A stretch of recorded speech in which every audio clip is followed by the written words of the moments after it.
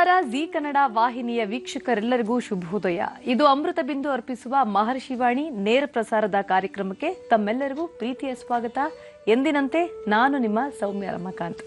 ಹಾಗೆ ನಮ್ಮ ಕಾರ್ಯಕ್ರಮಕ್ಕೆ ಗುರುಜಿಯವರನ್ನ ಸ್ವಾಗತವನ್ನ ಕೋರೋಣ. ಅದಕ್ಕೂ ಮೊದಲು ವೀಕ್ಷಕರೇ, ಇವತ್ತು ಮಂಗಳವಾರ, ಜೊತೆಗೆ ನೆನ್ನೆಯಷ್ಟೇ ಗುರುಜಿ ತಿಳಿಸ್ಕೊಟ್ಟಿದ್ರು ಹುಣ್ಣಿಮೆ ಅಂತ. ಜೊತೆಗೆ ಅನುಷ್ಠಾನವನ್ನ ಮಾಡುವುದಕ್ಕೆ ಹೇಳಿ ಮಾಡಿಸಿದಂತ ದಿನ ಹುಣ್ಣಿಮೆ ಅಂತ ಕೂಡ ಗುರುಜಿ ತಿಳಿಸ್ಕೊಟ್ಟಿದ್ರು. ಇವತ್ತಿನ ಕಾರ್ಯಕ್ರಮದಲ್ಲಿ ಗುರುಜಿ ನಿಮಗೆ ಯಾವ ರೀತಿ ಅನುಷ್ಠಾನವನ್ನ ಮಾಡಬೇಕು, ಹೇಗೆ ಸಿದ್ಧತೆಯನ್ನ ಮಾಡ್ಕೊಳ್ಬೇಕು ಅಂತ ನೆನ್ನೆಯ ಕಾರ್ಯಕ್ರಮದಲ್ಲಿ ತಿಳಿಸ್ಕೊಟ್ಟಿದ್ರು. ಜೊತೆಗೆ ಅನುಷ್ಠಾನದ ಕ್ರಮವನ್ನ ಇವತ್ತು ತಿಳಿಸ್ಕೊಡ್ತೀನಿ ಅಂತ ಕೂಡ ಹೇಳಿದ್ರು. ಮತ್ತೊಮ್ಮೆ ಅನುಷ್ಠಾನದ ಕ್ರಮವನ್ನ ಗುರುಜಿ ತಿಳಿಸ್ಕೊಡೋಕ್ಕೂ ಮೊದಲು ಯಾವ ರೀತಿ ಸಿದ್ಧತೆಯನ್ನ ಮಾಡ್ಕೊಬೇಕು ಅಂತ ನೆನ್ನೆಯ ಒಂದು ಲಿಸ್ಟ್ ಅನ್ನ ನಿಮ್ಗೆ ಗುರುಜಿ ಕೊಟ್ಟಿದ್ರು. ಆ ಲಿಸ್ಟ್ ಅನ್ನ ಮತ್ತೊಮ್ಮೆ ನಾನು ನಿಮ್ಗೆ ಹೇಳ್ತೀನಿ. ಈ ಅನುಷ್ಠಾನ ಯಾವುದಕ್ಕೆ ಉಪಯೋಗ ಬರುತ್ತೆ ಅಂತ ನೆನ್ನೆ ಕೂಡ ಗುರುಜಿ ತಿಳಿಸ್ಕೊಟ್ಟಿದ್ದಾರೆ. ಶತ್ರು ಬಾಧೆಯ ನಿವಾರಣೆಗಾಗಿ ಶತ್ರುಗಳ ಕಾಟದಿಂದ ಹೇಗೆ ಮುಕ್ತರಾಗಬೇಕು, ಮನೆಯಲ್ಲಿ ಶಾಂತಿ ನೆಮ್ಮದಿ ಹೇಗೆ ನೆಲೆಸಬೇಕು, ಜೊತೆಗೆ ಆರ್ಥಿಕವಾಗಿ ಹೇಗೆ ಅಭಿವೃದ್ಧಿಯನ್ನು ಹೊಂದಬೇಕು ಅನ್ನುವ ವಿಚಾರವನ್ನಕ್ಕೆ ಸಂಬಂಧಪಟ್ಟಂತೆ ಅನುಷ್ಠಾನದ ಕ್ರಮವನ್ನು ಗುರುಜಿ ಇವತ್ತು ನಿಮಗೆ ತಿಳಿಸ್ಕೊಡ್ತಾ ಹೋಗ್ತಾರೆ. ಅನುಷ್ಠಾನಕ್ಕೆ ಬೇಕಾದಂತ ಸಿದ್ಧತೆಗಳನ್ನ ಯಾವ ರೀತಿ ಮಾಡ್ಕೊಂಡಿದ್ದೀರಾ, ಅದಕ್ಕೆ ಬೇಕಾದಂತ ವಸ್ತುಗಳು ಯಾವ್ಯಾವು ಅಂತ ಮತ್ತೊಮ್ಮೆ ಹೇಳ್ತೀನಿ. 108 ಹೂವನ್ನ ನೀವು ರೆಡಿ ಮಾಡ್ಕೊಂಡು ಇಟ್ಕೊಂಡಿದ್ದೀರಾ ಅಂತ ಅಂದ್ಕೊಳ್ತೀವಿ ವೀಕ್ಷಕರೇ. ಯಾವುದು ಆ ಹೂವು ಅಂತ ಹೇಳ್ತಾ ಹೋದ್ರೆ ಕೆಂಪು ಗುತ್ತಿ ಅನ್ನುವ ಒಂದು ಹೂವನ್ನ, ಆದ್ರೆ 108 ಹೂವನ್ನ ನೀವು ರೆಡಿ ಮಾಡಿ ಇಟ್ಕೊಬೇಕು ಅಂತ ತಿಳ್ಕೊಟ್ಟಿದ್ರು. ಜೊತೆಗೆ ಮುತ್ತುಗದ ಅಥವಾ ಔದುಂಬರ ಅಥವಾ ಬಾಳೆ ಎಲೆ, ಈ ಮೂರಲ್ಲಿ ಯಾವುದಾದ್ರೂ ಒಂದು ಎಲೆಯನ್ನ ಇಟ್ಕೊಬೇಕು ಅಂತ ಕೂಡ ಗುರುಜಿ ತಿಳಿಸ್ಕೊಟ್ಟಿದ್ರು. ಜೊತೆಗೆ ನೆಲವನ್ನ ಶುದ್ಧಿ ಮಾಡ್ಬೇಕು. ಮೊದಲು ಅನುಷ್ಠಾನವನ್ನ ಪ್ರಾರಂಭ ಮಾಡೋದಕ್ಕೂ ಮೊದಲು ನೆಲವನ್ನ ಶುದ್ಧಿ ಮಾಡಿ ಇಟ್ಕೊಂಡಿರ್ಬೇಕು. ಜೊತೆಗೆ ಅದರ ಮೇಲೆ ಮಣೆಯನ್ನ ಹಾಕಿ ನೀವು ಸಿದ್ಧತೆಯನ್ನ ಮಾಡ್ಕೊಬೇಕು. 5 ರೇಖೆಗಳಿರುವಂತ ನಕ್ಷತ್ರವನ್ನ ಅರಿಶಿನದ ಪುಡಿಯಿಂದ ಬರೀಬೇಕು. ಕೆಲವರು ಬಳಪದಿಂದ ಬರೀತಾರೆ, ರಂಗೋಲಿ ಪುಡಿಯಿಂದ ಹಾಕ್ತಾರೆ. ಆದ್ರೆ ಈ ಅನುಷ್ಠಾನಕ್ಕೆ ಅರಿಶಿನದ ಪುಡಿಯಿಂದ 5 ರೇಖೆಗಳಿರುವಂತಹ ನಕ್ಷತ್ರವನ್ನ ಬರೆದು ನೀವು ಸಿದ್ಧತೆಯನ್ನ ಮಾಡ್ಕೊಬೇಕು ಅಂತ ಗುರುಜಿ ತಿಳಿಸ್ಕೊಟ್ಟಿದ್ರು. ಹಾಗೆ ಅದರ ಮಧ್ಯದಲ್ಲಿ ಕ್ಲೀಂ ಅನ್ನುವಂತ ಬೀಜಾಕ್ಷರಿ ಮಂತ್ರವನ್ನ ಬರೀಬೇಕು ಅಂತ ಕೂಡ ಗುರುಜಿ ತಿಳಿಸ್ಕೊಟ್ಟಿದ್ದಾರೆ ವೀಕ್ಷಕರೇ. ಜೊತೆಗೆ ಬಟ್ಟಲು ಅಡಿಕೆಯ ಮಹತ್ವವನ್ನು ಕೂಡ ಗುರುಜಿ ನಿಮ್ಗೆ ತಿಳಿಸ್ಕೊಟ್ಟಿದ್ರು. ಪ್ರತಿಯೊಂದು ಅನುಷ್ಠಾನಕ್ಕೂ ಮೊದಲು ಗಣಪನನ್ನ ಎಲ್ಲರೂ ಆರಾಧನೆ ಮಾಡುವಂಥದ್ದು ಸಾಕಷ್ಟು ಪ್ರಮುಖವಾದಂತ ವಿಚಾರ. ಹಾಗೆ ಗಣಪನ ಆರಾಧನೆಗೆ ಮುಖ್ಯವಾದಂತ ಒಂದು ವಸ್ತು ಅಂತ ಅಂದ್ರೆ ಬಟ್ಟಲು ಅಡಿಕೆ ವೀಕ್ಷಕರೇ. ಆ ಒಂದು ಬಟ್ಟಲು ಅಡಿಕೆಯನ್ನ ಅದರ ಮಧ್ಯೆ ಇಡಬೇಕು ಅಂತ ಕೂಡ ಗುರುಜಿ ತಿಳಿಸ್ಕೊಟ್ಟಿದ್ರು. ಹಾಗೆ ಇಷ್ಟು ವಸ್ತುಗಳನ್ನ ಇವೆಲ್ಲ ರೆಡಿ ಮಾಡಿ ಇಟ್ಕೊಂಡಿದ್ರೆ ಗುರುಜಿ ಇವತ್ತು ಅನುಷ್ಠಾನ ಮಾಡುವಂತ ಕ್ರಮವನ್ನು ನಿಮ್ಗೆ ತಿಳಿಸ್ಕೊಡ್ತಾ ಹೋಗ್ತಾರೆ. ಬನ್ನಿ ಗುರುಜಿಯವ್ರನ್ನ ಈಗ ನಮ್ಮ ಕಾರ್ಯಕ್ರಮಕ್ಕೆ ಸ್ವಾಗತವನ್ನ ಕೋರೋಣ. ಹಾಗೆ ಅನುಷ್ಠಾನವನ್ನ ಕೂಡ ಗುರುಜಿ ತಿಳಿಸ್ಕೋತಾರೆ. ಶ್ರೀಯುತರು ಬ್ರಹ್ಮಶ್ರೀ ಆನಂದ ಸಿದ್ಧಿಪೀಠಂನ ಸಂಸ್ಥಾಪಕರು, ಸ್ವರಜ್ಯೋತಿಷ್ಯ ಪ್ರವೀಣರು, ಚಕ್ಷುರ್ಮತಿ ವಿದ್ಯಾಪಂಡಿತರು ಆಗಿರುವ ನಿಮ್ಮೆಲ್ಲರ ಪ್ರೀತಿಯ ಡಾಕ್ಟರ್ ಮಹರ್ಷಿ ಆನಂದ ಗುರುಜಿಯವರನ್ನ ಕಾರ್ಯಕ್ರಮಕ್ಕೆ ಸ್ವಾಗತವನ್ನ ಕೋರೋಣ. ನಮಸ್ತೆ ಗುರುಜಿ. ಮಹರ್ಷಿವಾಣಿ ನೇರ ಪ್ರಸಾರ ಕಾರ್ಯಕ್ರಮಕ್ಕೆ ಆತ್ಮೀಯ ಸ್ವಾಗತ ತಮಗೆ. ನಮಸ್ಕಾರ. ನಮ್ಮ ಕಾರ್ಯಕ್ರಮಕ್ಕೆ ಗುರೂಜಿಯವರನ್ನ ಸ್ವಾಗತ ಏನೋ ಕೋರಿದ್ದಾಯ್ತು. ಈಗ ಎಂದಿನಂತೆ ಈ ದಿನದ ವಿಶೇಷತೆಯನ್ನ ತಿಳಿದುಕೊಳ್ಳೋಣ.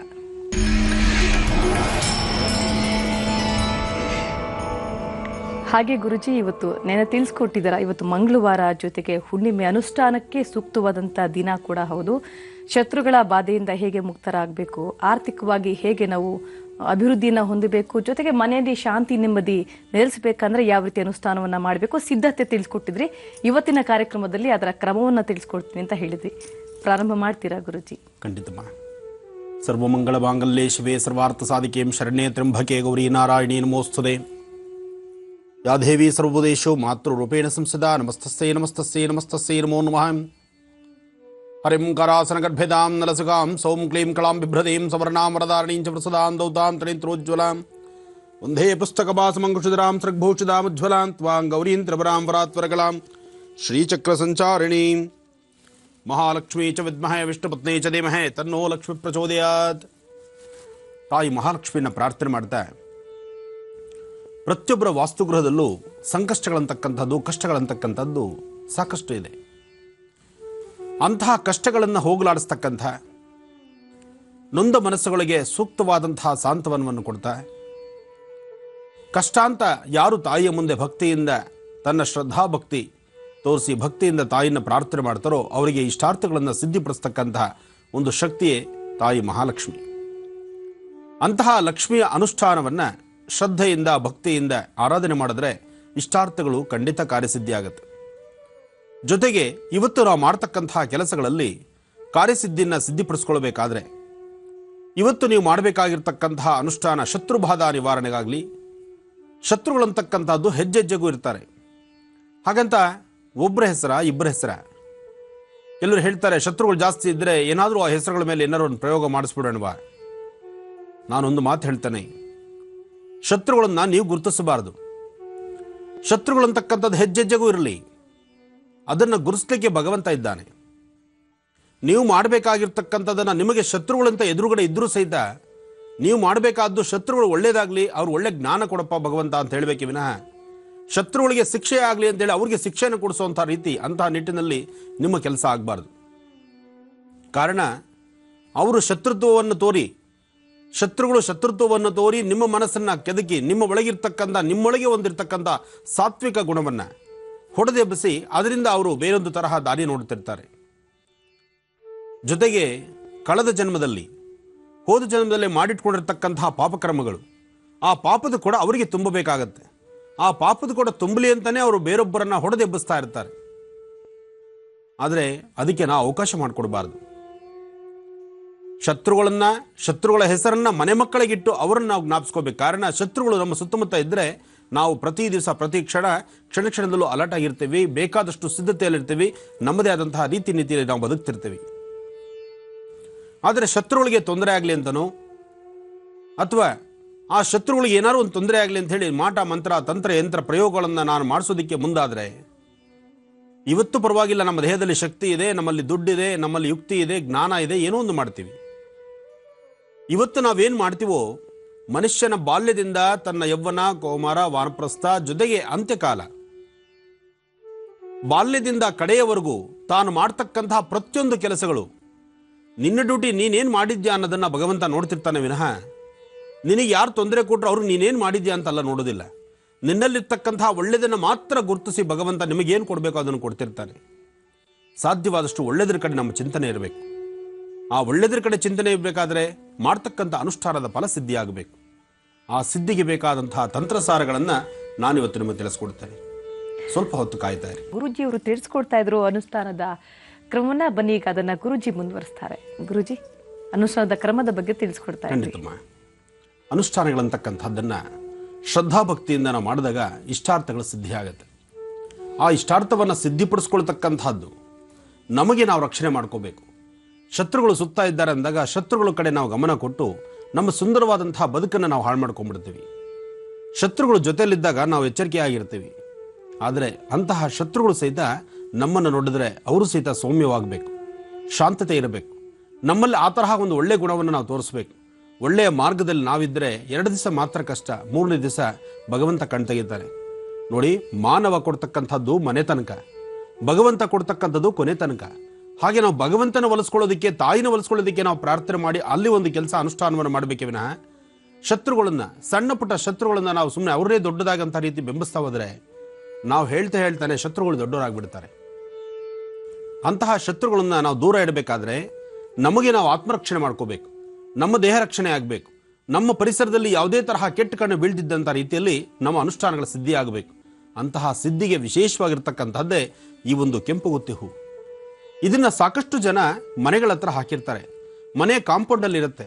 ಯಾರೊಬ್ಬರು ಕಣ್ಣು ಬಿದ್ದರೂ ಸಹಿತ ಎಷ್ಟೇ ಸುಂದರವಾದಂತಹ ಮನೆ ಇರಲಿ, ಕೆಲವು ಮನೆಗಳನ್ನು ನೋಡಬಹುದು ನೀವು, ಕಷ್ಟಪಟ್ಟು ಮನೆ ಕಟ್ತಾರೆ, ಏನೆಲ್ಲ ವ್ಯವಸ್ಥೆ ಮಾಡ್ತಾರೆ. ಅದನ್ನು ಆ ಮನೆಯಲ್ಲಿ ವಾಸ ಮಾಡಬೇಕು ಅಂತ ಗೃಹ ಪ್ರವೇಶ ಮಾಡ್ಕೊಂಡು ಮನೆಗೆ ಹೋದ ತಕ್ಷಣ ಅಲ್ಲಿ ಜಗಳ ಹಾಕೋದನ್ನು ಪ್ರಾರಂಭ ಆಗುತ್ತೆ. ಅದು ಸಾಮಾನ್ಯವಾದ ಕಣ್ಣುಗಳಲ್ಲ. 10 ಹಲವಾರು ವಿಭಿನ್ನವಾದಂಥ ರೀತಿ ಆಲೋಚನೆ ಮಾಡಿ ಆ ವಾಸ್ತುಗೃಹದ ಮೇಲೆ ಕಣ್ಣು ಹಾಕ್ತಾರೆ. ಆ ಮನೆಗೆ ಹೋದ ತಕ್ಷಣ ನಾವು ಅಂದ್ಕೊಳ್ಳೋದೇನು, ಕಷ್ಟಪಟ್ಟು ಮನೆ ಕಟ್ಸಿದ್ವಿ, ಮನೆಯೊಳಗೆ ಬಂದ್ವಿ, ಅಣ್ಣ ತಮ್ಮಂದರು, ಅಕ್ಕ ತಂಗಿರು, ಮನೇಲಿರ್ತಕ್ಕಂತಹ ಮಕ್ಕಳು ನಾವೆಲ್ಲರೂ ಸಹಿತ ಕಿತ್ತಾಡ್ತಾ ಇದ್ದೀವಿ, ಜಗಳ ಕದನ ಪ್ರಾರಂಭ ಆಗಿದೆ. ಅಥವಾ ಶತ್ರುಗಳಂತಕ್ಕಂಥವ್ರು ಹೆಜ್ಜೆಜ್ಜೆಗೂ ಶತ್ರುಗಳು ಜಾಸ್ತಿ ಆಯಿತು, ಶತ್ರುತ್ವ ಬೆಳೀತಾ ಇದೆ. ಇಂತೆಲ್ಲ ಆಲೋಚನೆ ನಾವು ಮಾಡ್ತೀವಿ. ಆಲೋಚನೆ ಮಾಡೋದಷ್ಟೇ ಆಗತ್ತೆ, ಅಥವಾ ಅದಕ್ಕೆ ಬೇರೆ ಬೇರೆ ತರಹ ಆಲೋಚನೆ ಮಾಡ್ತೀವಿ. ಆದರೆ ಇಂತಹ ಒಂದು ಗಿಡಗಳನ್ನು ಮನೆಯ ಭಾಗದಲ್ಲಿ ಹಾಕೋದ್ರಿಂದ ಯಾರೊಬ್ಬರ ಕಣ್ಣು ಬಿದ್ದರೂ ಪ್ರಪ್ರಥಮವಾಗಿ ಈ ಹೂವು ಮೇಲೆ ಬೀಳುತ್ತೆ. ಇದು ಕೆಂಪು ಹೂ. ಕೆಂಪಿಗೆ ಒಂದು ವಿಶೇಷವಾದಂತಹ ಗುಣ ಇದೆ. ಜೊತೆಗೆ ಈ ಕೆಂಪು ಹೂವಿನಲ್ಲಿದ್ದರೂ ಸಹಿತ ಇದು ತಂತ್ರಸಾರಕ್ಕೆ ಹೇಳಿ ಮಾಡಿದಂತಹದ್ದು. ಈ ತಂತ್ರಸಾರಕ್ಕೆ ಸಂಬಂಧಪಟ್ಟಂತಹ ಈ ಒಂದು ಪುಷ್ಪ ಎಂಥ ಅಥರ್ವಣ ದೋಷಗಳಿದ್ರೂ ಸಹಿತ ಅದನ್ನು ದೂರ ಮಾಡುವಂತಹ ಚೈತನ್ಯ ಶಕ್ತಿ ಈ ಹೂವಿಗಿದೆ. ಅದಕ್ಕೋಸ್ಕರನೇ ಕೇರಳ ಭಾಗದಲ್ಲಿ, ಕೇರಳ ಅಂದರೆ ಅಥರ್ವಣಕ್ಕೆ ಪ್ರಸಿದ್ಧಿ, ಅದು ನಾನು ನಿಮಗೆ ಹೇಳಬೇಕಾದ್ದೇ ಇಲ್ಲ. ಹಾಗಾಗಿ ದೇವಾಲಯಗಳಲ್ಲಿ, ಪ್ರತಿಯೊಂದು ದೇವಾಲಯಗಳಲ್ಲೂ ಸಹಿತ ಕೇರಳದ, ಅದರಲ್ಲೂ ಭಗವತಿ ದೇವಾಲಯ, ಶಕ್ತಿ ದೇವಾಲಯ, ಅಮ್ಮನವರಾಗಬಹುದು, ಗುರುವಾಯೂರಪ್ಪ ಕೃಷ್ಣ ಆಗಿರಬಹುದು, ಶಬರಿಮಲೆ ಸ್ವಾಮಿ ಧರ್ಮಶಾಸ್ತ್ರನಾದಂತಹ ಅಯ್ಯಪ್ಪ ಸ್ವಾಮಿ ಇರಬಹುದು, ಎಲ್ಲ ಕಡೆಯಲ್ಲೂ ಈ ಪುಷ್ಪಗಳಿಂದಲೇ ಅರ್ಚನೆ ಸಂಕಲ್ಪವನ್ನು ಮಾಡ್ತಾರೆ. ಕಾರಣ ಯಾರೊಬ್ಬರ ಕೆಟ್ಟ ಕಣ್ಣು ಆ ಪ್ರಾಂತ್ಯದಲ್ಲಿ ಬೀಳ್ದಿರಲಿ ಅಂತ. ನೋಡಿ, ದೇವಾನುದೇವತೆಗಳಿಗೂ ತಪ್ಪಿದ್ದಲ್ಲ ಶತ್ರು ಬಾಧೆ. ಶತ್ರುಗಳು, ರಾಕ್ಷಸರು ಆಗಿಂದಾಗ್ಗೆ ಆ ಕಾಲಗಳಲ್ಲೇ ಹುಟ್ಟುತ್ತಾ ಇರ್ತಾರೆ ಮನುಷ್ಯ. ಎಲ್ಲಿ ಶತ್ರುಗಳು ಮತ್ತು ರಾಕ್ಷಸರು ಉಲ್ಬಣ ಆಗ್ತಾ ಇರ್ತಾರೋ, ಎಲ್ಲಿ ಆ ಶತ್ರುತ್ವ ಬೆಳೀತಿರುತ್ತೋ ಅದೇ ಸ್ಥಳದಲ್ಲೇ ಒಂದು ಶಾಂತಿ, ನೆಮ್ಮದಿ ನೆಲೆಸಬೇಕಾದ್ರೆ ಇಂತಹ ಕೆಲವು ತಂತ್ರ ರಹಸ್ಯ ತಂತ್ರ ಭಾಗಗಳನ್ನು ನಾವು ಅನುಷ್ಠಾನವನ್ನಾಗಿ ಮಾಡ್ಕೋಬೇಕು. ಹಾಗೆ ಅಂತಹ ಒಂದು ವಿಶೇಷವಾಗಿರ್ತಕ್ಕಂಥ ಅನುಷ್ಠಾನವನ್ನು ನಾನು ನಿಮಗೆ ತಿಳಿಸ್ಕೊಡ್ತಾ ಇದ್ದೇನೆ. ಇದು ಮನೆಯಲ್ಲಿರ್ತಕ್ಕಂತಹ ಯಾರಾದರೂ ಒಬ್ಬರು ಕ್ರಮಬದ್ಧವಾಗಿ ಮಾಡಿ ಮನೆಯಲ್ಲಿರ್ತಕ್ಕಂತಹ ಪ್ರತಿಯೊಬ್ಬರು ಸಹಿತ 11 ನಮಸ್ಕಾರ ಮಾಡಬೇಕು. ಇವತ್ತು ನೀವು ಮಾಡ್ತಕ್ಕಂತಹ ಅನುಷ್ಠಾನಕ್ಕೆ 11 ನಮಸ್ಕಾರವನ್ನು ಯಾರೊಬ್ಬರು ಮನೆಯಲ್ಲಿರ್ತಕ್ಕಂತಹ ಪ್ರತಿಯೊಬ್ಬರು ಸಹಿತ ನಿಮ್ಮ ಯಥಾಶಕ್ತಿ 11 ನಮಸ್ಕಾರವನ್ನು ಮಾಡಿದ್ದೇ ಆಗಿ, ಜೊತೆಗೆ ಈ ಪ್ರಸಾದವನ್ನು, ಇದೇ ಪುಷ್ಪ ಪ್ರಸಾದವನ್ನು ಇವತ್ತು ದಿನ ಪೂರ್ತಿ ನಿಮ್ಮ ಬಳಿ ಇಟ್ಕೊಂಡಿದ್ದೆ ಆದರೆ ಯಾವ ಶತ್ರುಗಳು ಎಂತಹ ಕೆಟ್ಟ ಕಣ್ಣು ಹಾಕಿದ್ರು ಸಹಿತ ನಿಮ್ಮ ಮನೆಗೆ ತಗಲೋದಿಲ್ಲ. ಇದು ವಾಸ್ತುಗೂ ತಗಲಲ್ಲ, ಹಾಗೆ ಮನೆ ಪ್ರಾಂತ್ಯದಲ್ಲೂ ಇರಲ್ಲ. ಹಾಗಂತ ಇವತ್ತು ಮಾತ್ರನೇ ಅನುಷ್ಠಾನನ ಹಾಗಂತೆಲ್ಲ. ಒಂದು ಕನಿಷ್ಠ ಪಕ್ಷ 9 ಭಾನುವಾರ ಮಾಡ್ಬೋದು, ಅಥವಾ 5 ಶುಕ್ರವಾರ ಮಾಡ್ಬೋದು, 3 ಮಂಗಳವಾರ ಮಾಡ್ಬೋದು. ಮಂಗಳವಾರ ಆದರೆ 3 ಮಂಗಳವಾರ ಮಾಡಿ, ಶುಕ್ರವಾರ ಆದರೆ 5 ಶುಕ್ರವಾರ ಮಾಡಿ, ಭಾನುವಾರ ಆದರೆ 9 ಭಾನುವಾರ ಮಾಡಿ. ಇದು ಬಹಳ ವಿಶೇಷವಾಗಿರ್ತಕ್ಕಂಥದ್ದು. ಮಾಡಬೇಕಾದಂತಹ ಅನುಷ್ಠಾನವನ್ನು ಮತ್ತೊಮ್ಮೆ ತಿಳಿಸ್ತಾ ಇದ್ದೇನೆ, ಕ್ಲೀನಾಗಿ ಬರ್ಕೊಳ್ಳಿ. ಫಸ್ಟು ನಿಮ್ಮ ಮನೆಯಲ್ಲಿ ದೇವರಿರ್ತಕ್ಕಂಥ ಸ್ಥಳದಲ್ಲಿ, ಅಂದರೆ ದೇವ್ರ ಮನೆ ಅಂತ ಪ್ರತ್ಯೇಕವಾಗಿದ್ದರೂ ಪರವಾಗಿಲ್ಲ, ಇಲ್ದಿದ್ರೂ ಪರವಾಗಿಲ್ಲ, ಹಾಲಲ್ಲಿ ನೆಲ ಶುದ್ಧಿ ಮಾಡ್ತಕ್ಕಂಥದ್ದು. ನೆಲ ಶುದ್ಧಿ ಮಾಡ್ತಕ್ಕಂಥದ್ದು ಒಂಚೂರು ಗೋಮೂತ್ರದಿಂದ ಶುದ್ಧಿಪಡಿಸಿ. ಅದಾದ ನಂತರ ಒಂದು ಮಣೆ ಹಾಕಿ, ಮಣೆ ಹಲಿಗೆ ಇದ್ದರೆ ಪರವಾಗಿಲ್ಲ, ಅಕಸ್ಮಾತ್ ಹಲಿಗೆ ಇಲ್ಲ ಅಂದರೆ ಒಂದು ಬಾಳೆ ಎಲೆ ಅಥವಾ ಮುತ್ತುಗದ ಎಲೆ ಅಥವಾ ಔದುಂಬರ ಎಲೆ. ಔದುಂಬರ ಎಲೆ ಸಣ್ಣದು ಆದರೂ ಪರವಾಗಿಲ್ಲ, ಆ ಎಲೆಗಳನ್ನು ಹಾಕಿ. ಎಲೆಗಳನ್ನು ಹಾಕೋದಕ್ಕೆ ಮುನ್ನವೇ ಅರಿಶಿಣದಿಂದ 5 ರೇಖೆಗಳಿರ್ತಕ್ಕಂಥ ನಕ್ಷತ್ರವನ್ನು ಬರೀರಿ. ಈ ನಕ್ಷತ್ರಕ್ಕೆ ಬೇರೆ ಏನೂ ಹಾಕೋದು ಬೇಡ. ಅಂದರೆ ನಕ್ಷತ್ರದ ಮೇಲ್ಭಾಗ ವೃತ್ತಾಕಾರವಾಗಲಿ, ಅದಕ್ಕೆ ಪದ್ಮಾಕಾರವಾಗಲಿ ಇಂಥದ್ದೇನೂ ಬೇಡ. ಬರೀ ನಕ್ಷತ್ರ ಬರೀತಕ್ಕಂಥದ್ದು. ಆ ನಕ್ಷತ್ರ ಬರೆದು ನಕ್ಷತ್ರದ ಮಧ್ಯದಲ್ಲಿ ಕ್ಲೀಮ್ ಅಂತಕ್ಕಂತಹ ಬೀಜಾಕ್ಷರಿಯನ್ನು ಬರೀರಿ. ಅದು ಅರಿಶಿಣದಲ್ಲೇ ಬರೀರಿ. ಅರಿಶಿಣದಲ್ಲಿ ಬರೆದಂತಹ ಕ್ಲೀಮ್ ಅಂತ ಬರೆದಿರ್ತಕ್ಕಂತಹ ಒಂದು ಅಕ್ಷರದ ಮೇಲೆ ಒಂದು ಬಟ್ಲಡಿಕೆಯನ್ನು ಇಡಿ. ಆ ಬಟ್ಲಡಿಕೆಯನ್ನಿಟ್ಟು ಈ ಒಂದು ಪುಷ್ಪಗುತ್ತಿ ಏನಿದೆ, ಕೆಂಪು ಗುತ್ತಿ ಹೂವು ಅಂತ ಏನು ಹೇಳ್ತಾ ಇದ್ದೇವೋ, ಈ ಹೂವಿನ ಒಂದೊಂದು ದಳ, ಅಂದರೆ ಒಂದು ದಳ ಅನ್ನೋದಕ್ಕಿಂತ ಒಂದು ಹೂವು ಇದು, ಯಾಕೆಂದರೆ ಬಹಳ ಗುತ್ತಿಯಾಗಿರೋದ್ರಿಂದ ನಿಮಗೆ ಗೊತ್ತಾಗೋದಿಲ್ಲ, ಇದು ಒಂದು ಹೂವು ಅಂತ ಹೇಳ್ತಾರೆ. ಇಂತಹದ್ದು 108 ಹೂವು ಆಗಿರಬೇಕು. ಈ 108 ಹೂವುಗಳನ್ನು ನೀವು ಕ್ರಮಬದ್ಧವಾಗಿ ಅನುಷ್ಠಾನವನ್ನು ಸಾಧ್ಯವಾದಷ್ಟು, ಈ ಹೂವನ್ನ ಒಂದು ಗುತ್ತಿ ತಂದರೆ ಸಾಕು ಅಂದ್ಕೊಳ್ತೀನಿ, 1 ಅಥವಾ 2 ಗುತ್ತಿನಲ್ಲೇ 108 ಪುಷ್ಪಗಳಾಗೋಗುತ್ತೆ. ಯಾಕೆಂದರೆ ಯಾರೋ ಮನೆಗಳ ಹತ್ರ ಲಕ್ಷಣವಾಗಿ ಕಾಣಲಿ ಅಂತ ಹೇಳಿ ಕಾಂಪೌಂಡ್ಗಳಲ್ಲಿ ಹಾಕಿರ್ತಾರೆ. ಅಲ್ಲಿ ಇವತ್ತಿನ ದಿವಸ ಹೋಗಿ ಎಲ್ಲವನ್ನೂ ಸಹಿತ ಕಿತ್ಕೊಂಡು ಬಂದರೆ ಅವ್ರ ಕಣ್ಣು ಕೆಂಪಾಗೋದು ಬೇಡ. ಅಥವಾ ಅವ್ರನ್ನ ಕೇಳಿ ಅಪೇಕ್ಷೆ ಪಟ್ಟು, ಈ ಒಂದು ಹೂ ಬೇಕಾಗಿದೆ ಒಂದಿಷ್ಟು ಪೂಜೆಗೆ ಅಂತ ಹೇಳಿ ಕೇಳಿ ಅಪೇಕ್ಷೆ ಪಟ್ಟು ತಗೊಳ್ಳಿ. ಅವರಿಗೆ ತಿಳಿಸ್ದಿರಾ ಕದ್ದು ತೆಗೆದುತಾ ಇರ್ತಕ್ಕಂಥದ್ದು, ಆ ಕದ್ದು ತರತಕ್ಕಂಥ ಹೂ ಅವ್ರಿನ್ನೇನೋ ಅವ್ರು ಕೆಟ್ಟದಾಗ ಬೈಕೊಳ್ಳುವಂಥದ್ದು, ಅದರಿಂದ ನಿಮಗೆ ಇನ್ನಷ್ಟು ನೋವಾಗುವಂಥದ್ದು ಬೇಡ. ನಾವು ಏನೇ ಮಾಡಬೇಕಾದ್ರೂ ನಾವು ಮತ್ತೊಬ್ಬರಿಗೆ ತಿಳಿಸಿ ಮಾಡೋದ್ರಲ್ಲಿ ತಪ್ಪಿಲ್ಲ. ಅದರಲ್ಲೂ ಇಂತಹ ಅನುಷ್ಠಾನಗಳು ಮಾಡಬೇಕಾದ್ರೆ ಯಾರೊಬ್ಬರ ಕಣ್ಣು ಇದರ ಮೇಲೆ ಬೀಳಬಾರ್ದು. ಈ ಪುಷ್ಪ ವಿಶೇಷ ಅಂತ ಹೇಳಿದ್ದೇನೆ. ಈ ಪುಷ್ಪ ತಕ್ಕಂತಹ ಮಾರ್ಗ ಆದಷ್ಟು ಒಳ್ಳೆ ಮಾರ್ಗದಲ್ಲೇ ಇರಲಿ. ಯಾಕೆಂದರೆ ಇನ್ನೊಬ್ಬರು ಗೊತ್ತಾಗ್ದಿರಾ ನಾವು ಕಿತ್ಕೊಂಡು ಬರ್ತಕ್ಕಂಥದ್ದು ಮಾಡಿದಾಗ, ಅಯ್ಯೋ ನಮ್ಮ ಮನೆ ಮುಂದೆ ಅಲಂಕಾರಕ್ಕೆ ಚೆನ್ನಾಗಿ ಹಾಕ್ಕೊಂಡಿದ್ವಿ, ಕೆಂಪಗಿತ್ತು ಹೂ, ಭಾಳ ಅಲಂಕಾರವಾಗಿದ್ದಂಥದ್ದನ್ನು ಮೇಲೆ ಕುಡಿ ಸಮೇತ ಕಿತ್ತುಬಿಟ್ಟಿದ್ದಾರೆ ಅಂತ ಹೇಳಿ ಬರ್ತಕ್ಕಂಥ ಮಾತುಗಳು ಬೇಡ. ಇಂಥದ್ದು ಶಾಸ್ತ್ರಬದ್ಧವಾದಂಥದ್ದು 108 ಪುಷ್ಪಗಳನ್ನು ಒಂದು ತಟ್ಟೆಯಲ್ಲಿ ಇಟ್ಕೊಳ್ಳಿ. ಇದಕ್ಕೆ ನೈವೇದ್ಯಕ್ಕೆ ಒಂಚೂರು ಕೆಂಪು ಕಲ್ ಸಕ್ಕರೆನೋ ಅಥವಾ ಕೊಬ್ಬರಿ ಸಕ್ಕರೆನೋ ಅಥವಾ ಕಡಲೆಪಪ್ಪು ಸಕ್ಕರೆನೋ ಇಂಥದ್ದನ್ನು ನೈವೇದ್ಯಕ್ಕೆ ಇಟ್ಕೊಳ್ಳಿ. ಮಾಡಬೇಕಾದಂತಹ ಅನುಷ್ಠಾನವನ್ನು ಶ್ರದ್ಧೆಯಿಂದ ನೀವು ಆ ಒಂದು ಬಟ್ಲಡಿಕೆ ಇದೆಯಲ್ಲ, ಬಟ್ಲಡಿಕೆಯನ್ನು ಕ್ಲೀಮ್ ಅಂತಕ್ಕಂತಹ ಬರೆದಿರ್ತಕ್ಕಂತಹ ಬೀಜಾಕ್ಷರಿಯ, ಆ ಕ್ಲೀಮ್ ಅಂತ ಬರೆದಂತಹ ಬೀಜಾಕ್ಷರಿಯ ಮೇಲ್ಭಾಗದಲ್ಲಿ ಒಂದು ಬಟ್ಲಡಿಕೆಯನ್ನು ಇಡಿ. ಅದಕ್ಕೆ ಫಸ್ಟ್ ಗಣಪತಿ ಪ್ರಾರ್ಥನೆ ಮಾಡಿ, 2 ತುಪ್ಪದ ದೀಪ ಅಂಟಿಸಿರಿ. ದೀಪ ಅಂಟಿಸಿ ಪ್ರತಿದಿನ ನಿಮ್ಮ ಮನೆಯಲ್ಲಿ ದೇವರ ಹತ್ರ ಏನು ಅನುಷ್ಠಾನ ಮಾಡಿರ್ತೀರೋ ಅದೇ ಪ್ರಕಾರ ಅನುಷ್ಠಾನ ಮಾಡತಕ್ಕಂಥದ್ದು. ದೀಪ ಅಂಟಿಸ್ಬೇಕು, ಪೂಜಾ ಸಲಕರಣೆಗಳನ್ನ ಇಟ್ಕೋಬೇಕು. ಅದಕ್ಕೆ ಒಂದಿಷ್ಟು ಅರಿಶಿನ, ಕುಂಕುಮ, ಹೂವು, ಗೆಜ್ಜೆ ವಸ್ತ್ರ. ಸಾಮಾನ್ಯಕ್ಕೆ ಗೆಜ್ಜೆ ವಸ್ತ್ರ ಸಾಕಷ್ಟು ಮನೆಗಳಲ್ಲಿ ಇತ್ತೀಚೆಗೆ ಕಾಣಿಸ್ತಾನೆ ಇಲ್ಲ. ಅಲಂಕಾರಕ್ಕೆ ಗೆಜ್ಜೆ ವಸ್ತ್ರ ಬಹಳಷ್ಟು ಲಕ್ಷಣ, ಜೊತೆಗೆ ಭಗವಂತನಿಗೆ ಪ್ರೀತಿ. ಗೆಜ್ಜೆ ವಸ್ತ್ರ ಮಾಡ್ತಕ್ಕಂಥದ್ದು ಹತ್ತಿಯಿಂದ, ಅದನ್ನು ಶ್ರದ್ಧೆಯಿಂದ, ಭಕ್ತಿಯಿಂದ ಹಿಂದೆ ಮನೆಗಳಲ್ಲಿ ಅವರೇ ತಯಾರು ಮಾಡ್ಕೊಳ್ತಿದ್ರು. ಆದರೆ ಈಗ ಎಲ್ಲವೂ ಮಾರುಕಟ್ಟೆಯಲ್ಲಿದೆ. ಹಾಗಾಗಿ ಒಂದಿಷ್ಟು ಹಣವನ್ನು ಕೊಡ್ತೀರಿ, ಅದನ್ನು ಗೆಜ್ಜೆ ವಸ್ತ್ರ ತರ್ತೀರಿ. ಅದರಲ್ಲೂ ಕೆಲವರು ಮನೆಗಳಲ್ಲಿ ಗೆಜ್ಜೆ ವಸ್ತ್ರ ಇಡೋ ಪದ್ಧತಿ ಇದೆ, ಕೆಲವೊಮ್ಮೆ ಪದ್ಧತಿನೇ ಬಿಟ್ಬಿಡ್ತಾ ಇದ್ದೀರಿ. ನಾವು ಮಾಡಬೇಕಾದಂಥ ಅನುಷ್ಠಾನಗಳನ್ನು ಶ್ರದ್ಧಾಭಕ್ತಿಯಾಗಿ ಭಕ್ತಿ ಪ್ರಧಾನವಾಗಿ ನಾವು ಮಾಡಿದ್ದೇ ಆದರೆ ಶೀಘ್ರವಾಗಿ ಕಾರ್ಯಸಿದ್ಧಿ ಆಗುತ್ತೆ. ಅಂತಹ ಒಂದು ಕಾರ್ಯಸಿದ್ಧಿಯನ್ನು ಶ್ರದ್ಧಾಭಕ್ತಿಯಾಗಿ ನಾವು ಮಾಡಿದ್ರೆ ಶೀಘ್ರವಾದಂತಹ ಫಲಕಾರಿ ಖಂಡಿತ ಆಗೇ ಆಗುತ್ತೆ. ಇದು ಶಕ್ತಿದೇವಿಗೆ ಬಹಳ ಇಷ್ಟವಾಗಿರ್ತಕ್ಕಂಥದ್ದು. ತಾಯಿ ಮಹಾಲಕ್ಷ್ಮಿನ ಒಲಿಸ್ಕೊಳ್ಳಿಕ್ಕೆ ಬಹಳಷ್ಟು ಶೀಘ್ರವಾಗಿ ಕಾರ್ಯಸಿದ್ಧಿ ಆಗುವಂಥದ್ದು. ಎಂತಹ ಶತ್ರುಗಳ ಮನಸ್ಸಾದರೂ ಸಹಿತ ನಮ್ಮ ಮೇಲೆ ಬೀಳಿದಂತಹ ರೀತಿ ನೋಡ್ಕೊಳ್ಳುವಂತಹ ಒಂದು ಚೈತನ್ಯ ಸ್ವರೂಪವಾಗಿರ್ತಕ್ಕಂಥದ್ದು. ಅದಕ್ಕೋಸ್ಕರ ನೀವು ಮಾಡಬೇಕಾಗಿರ್ತಕ್ಕಂಥದ್ದು 108 ಪುಷ್ಪಗಳು, ಅರಿಶಿನ, ಕುಂಕುಮ, ಹೂವು ಅಂದರೆ ಇದೇ ಹೂವು ಸಾಕು, ಇದು ಮತ್ತೆ ಬೇರೆ ಯಾವ ಹೂವು ಬೇಡ. ಇದೇ ಹೂವನ್ನು ಇಟ್ಕೊಳ್ಳಿ, 2 ವಿಳ್ಯದೆಲೆ ಅಡಿಕೆ ಇಟ್ಕೊಳ್ಳಿ, ಒಂದಿಷ್ಟು ನೈವೇದ್ಯಕ್ಕೆ ಪ್ರಸಾದಕ್ಕೆ ಇಟ್ಕೊಳ್ಳಿ, ಪಂಚಪಾತ್ರೆ ಉದ್ಧರಣೆ ರೆಡಿ ಮಾಡ್ಕೊಳ್ಳಿ. ಸಾಧ್ಯವಾದರೆ ಒಂದು ಕಳಶನೇ ಇಟ್ಕೊಳ್ಬಹುದು. ಆ ಕಳಶಕ್ಕೆ ಇದ್ದರೆ ಮನೆಯಲ್ಲಿ ಪೂರ್ಣಫಲ ಒಂದು ಕಾಯಿ ಇಟ್ಕೊಳ್ಳಿ. ಇಲ್ಲ ಅಂದರೆ ಒಂದು ಮಾವಿನ ಸೊಪ್ಪಿನ ಕೊರೆ ಇದ್ದರೆ ಅದನ್ನು ಹಾಕಿ. ಮಾವಿನ ಸೊಪ್ಪಿಲ್ಲ ಅಂದರೆ 2 ಅಥವಾ 4, 5 ವಿಳ್ಯದೆಲೆನ ಆ ಕಳಶದಲ್ಲಿಡಿ. ಆ ಕಳಶವನ್ನು ಆ ಕ್ಲೀಮ್ ಅಂತ ಬರೆದಿರ್ತಕ್ಕಂತಹ ಸ್ಥಳದಲ್ಲಿ ಕಳಶವನ್ನು ಇಡಿ. ಯಾಕೆಂದರೆ ಇವತ್ತು ನೀವು ಮಾಡ್ತಕ್ಕಂತಹ ಅನುಷ್ಠಾನ ಇದೆಯಲ್ಲ, ಅದು ಬಹಳ ಶ್ರೇಯಸ್ಕರ. ಕಳಶ ಅಂತ ಅಂದಾಗ ಇದು ಪ್ರತಿಯೊಬ್ಬರು ತಿಳ್ಕೊಳ್ಬೇಕಾದಂತಹ ವಿಚಾರ. ಕಳಶದಲ್ಲಿ ಕೆಲವರು ಏನು ಮಾಡ್ತೀರಿ, ನೀರು ಹಾಕ್ತೀರಿ, ಕೆಲವರು ದವಸ ಧಾನ್ಯಗಳನ್ನು ಹಾಕಿರ್ತೀರಿ. ಆದರೆ ಈ ಅನುಷ್ಠಾನಕ್ಕೆ ಜಲವನ್ನೇ ಹಾಕಬೇಕು. ಆ ಜಲವನ್ನು ಹಾಕಬೇಕಾದರೂ ಅರಿಶಿನ ಅಂದರೆ ಒಂದು ಸ್ವಲ್ಪ ಅರ್ಧ ನೀರು ತೆಗೆದುಕೊಂಡು ತಾಮ್ರದ ತಂಬಿಗೆನಲ್ಲಿ 1 ಚಿಟಿಗೆಯಷ್ಟು ಅರಿಶಿನ ಪುಡಿ ಹಾಕಿ ಅದರ ಮೇಲೆ ಒಂದು ತುಳಸಿ ದಳವೋ ಅಥವಾ ಒಂದಿಷ್ಟು ಪುಷ್ಪಗಳನ್ನು ಯಾವುದಾದ್ರು ಒಂದು ಶ್ವೇತ ಪುಷ್ಪವನ್ನು ಅದರಲ್ಲಿ ಹಾಕಿ ಅದರ ಮೇಲೆ ಮಾವಿನ ಸೊಪ್ಪು ಅಥವಾ ವಿಳೆದೆಲೆ ಇಡಿ. ನಿಮ್ಮ ಮನೆಯಲ್ಲಿ ತೆಂಗಿನಕಾಯಿ ಇದ್ದರೆ ಕಾಯಿ ಇಡಿ, ಕಾಯಿ ಇಲ್ಲ ಅಂದರೂ ಪರವಾಗಿಲ್ಲ, ಬರೀ ಅಷ್ಟು ಮಾತ್ರ ಇಟ್ಟು ಅನುಷ್ಠಾನವನ್ನು ಮಾಡಿ. ಸಾಲ ಸೋಲ ಮಾಡೋದು ಬೇಡ. ಗುರುಗಳು ಹೇಳಿದ್ದಾರೆ ಅಂತ ಹೇಳಿ ಅದನ್ನು ಮನೆಯಲ್ಲಿರ್ತಕ್ಕಂಥವ್ರ ಹತ್ರ ನೀವು ಒಂದು ತೆಂಗಿನಕಾಯಿ ಬೇಕು, ಪೂಜೆಗೆ ಒಂದು ಕಾಯಿ ಬೇಕು, ಅದಕ್ಕೆ ಬೇಕು ಇದಕ್ಕೆ ಬೇಕು ಅಂತ ಹೇಳಿ ಅವ್ರು ಇಲ್ಲ ಸಾಲದನ್ನು ಹೇಳಿ ಅವರು ಕಣ್ಣು ಕೆಂಪಾಗೋದು ಬೇಡ. ದೇವರು ನಮಗೇನು ಕೊಟ್ಟಿದ್ದಾರೆ, ಈ ಪ್ರಕೃತಿ ನಮಗೆ ಏನೆಲ್ಲ ಒಂದು ವಿಶೇಷತೆಗಳನ್ನು ಕೊಟ್ಟಿದೆ, ಜೊತೆಗೆ ನಮ್ಮ ಪರಿಸರದಲ್ಲಿರ್ತಕ್ಕಂಥ ನಮ್ಮ ಸುತ್ತಮುತ್ತ ಇರ್ತಕ್ಕಂಥದ್ದನ್ನು ಉಪಯೋಗಿಸ್ಕೊಂಡು ನಾವು ಶಾಂತಿ ಪಡಿಸ್ಕೊಳ್ಬೇಕು. ಸಾಲ ಸೋಲೆಯೋ ಅಥವಾ ಇನ್ನೊಬ್ಬರನ್ನ ಮನಸ್ಸು ನೋಯಿಸೋ ಅಥವಾ ಇನ್ನೊಬ್ಬರಿಗೆ ಹಿಂಸೆ ಕೊಟ್ಟು ನಾವು ಮಾಡತಕ್ಕಂಥ ಅನುಷ್ಠಾನಕ್ಕೆ ಖಂಡಿತ ಫಲ ಇಲ್ಲ. ಹಾಗೆ ಇವತ್ತಿನ ಬೆಲೆಗಳು ಬಹಳಷ್ಟು ದುಬಾರಿಯಾಗಿದೆ. ಅದರಿಂದ ಇಲ್ಲದನ್ನ ಹುಡ್ಕೊಂಡೋಗಿ ತರ್ತಕ್ಕಂಥದಕ್ಕಿಂತ ಮನೆ ಒಳಗಿರ್ತಕ್ಕಂಥದ್ದನ್ನು ಉಪಯೋಗಿಸ್ಕೊಂಡು ಶಾಂತಿ ಪಡಿಸ್ಕೊಳ್ತಕ್ಕಂಥದ್ದು ಬಹಳಷ್ಟು ಸೂಕ್ತ. ಹಾಗೆ ಈ ಹೂವಂತೂ ನಿಮಗೆ ಸಿಕ್ಕೇ ಸಿಗುತ್ತೆ.